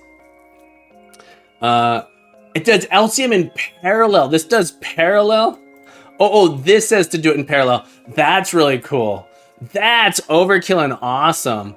Parallel bridge. It says go ahead and do it on all of them. Solve them. Very nice. Very nice. I love it. I love it. Thank you guys so much for sharing here. This solution's really just making me want to do. It's making me want to do more Rust stuff. All right, folks, we're gonna wrap it up here. Be sure to join the Discord. We gotta find someone to raid. Be sure to join the Discord. Hang out with us. I'll be back tomorrow for day 9. If you want to support Captain Coder's Academy, you can do. I'm not an affiliate on Twitch. You'll notice there's no ads on this channel. We don't got emotes. But be sure, if you want, not be sure. If you have any interest in supporting Captain Coder, you can do so on Ko-fi. No pressure. I don't need it. But if you're so inclined to support Captain Coder, feel free to hop over to Ko-fi. Mendoza, thank you so much for doing it. We are gonna find someone to raid here. Twitch TV. Also, one thing I should say, actually, don't just support me on Ko-fi. What I would prefer you do is if you want to take lessons with Captain Coder, or you know someone who might want to take lessons with Captain Coder, send them over to the Ko-fi shop. We do private and group lessons, one-on-one and then group lessons. Let's see who we're gonna raid. Off to take Linus for a walk. Enjoy your walk, Nick. Have a beautiful day. Who are we gonna raid? Let's see if anyone's doing admin of code. Oops, I went to animal streams on accident. If anyone knows someone who's doing admin of code, let me know as well. Let me load up this whole page here. Yeah, we're gonna go find someone to raid. Not many people on right now. Advent. We got me. Real Void Boy. It looks like they're doing day 8 in C++. Cyrenum or Sam Smith. All right, we got 2 options here. All right, let me go look at these here. We'll see who we're gonna raid in a moment. Sam H. Smith. That's not in English, so we won't do that one. Real Void Boy. The Real Void Boy. Oh, I looked at this person before and they're not talking. They're just coding. All right. Unfortunately, it doesn't look like we have many options right now. We are gonna go raid. So we're gonna find someone to raid here. C# Fritz is on. Let's go raid C# Fritz. He does C# stuff. C# Fritz, incredible streamer. Let's give a shout out here. Shout out to C# Fritz, incredible streamer, incredible developer. Be sure to give him some love, folks. C# Fritz, absolutely incredible streamer. We're gonna give him a raid. Click that follow button. Windy Beard Games is a good one for sure. Let's do C# Fritz. We haven't done that in a while. We're gonna raid C# Fritz. As always, folks, thanks for hanging out. We'll be back tomorrow. Keep coding, keep growing, be the best you can be, and you're welcome back anytime. Have a beautiful day. Bye-bye.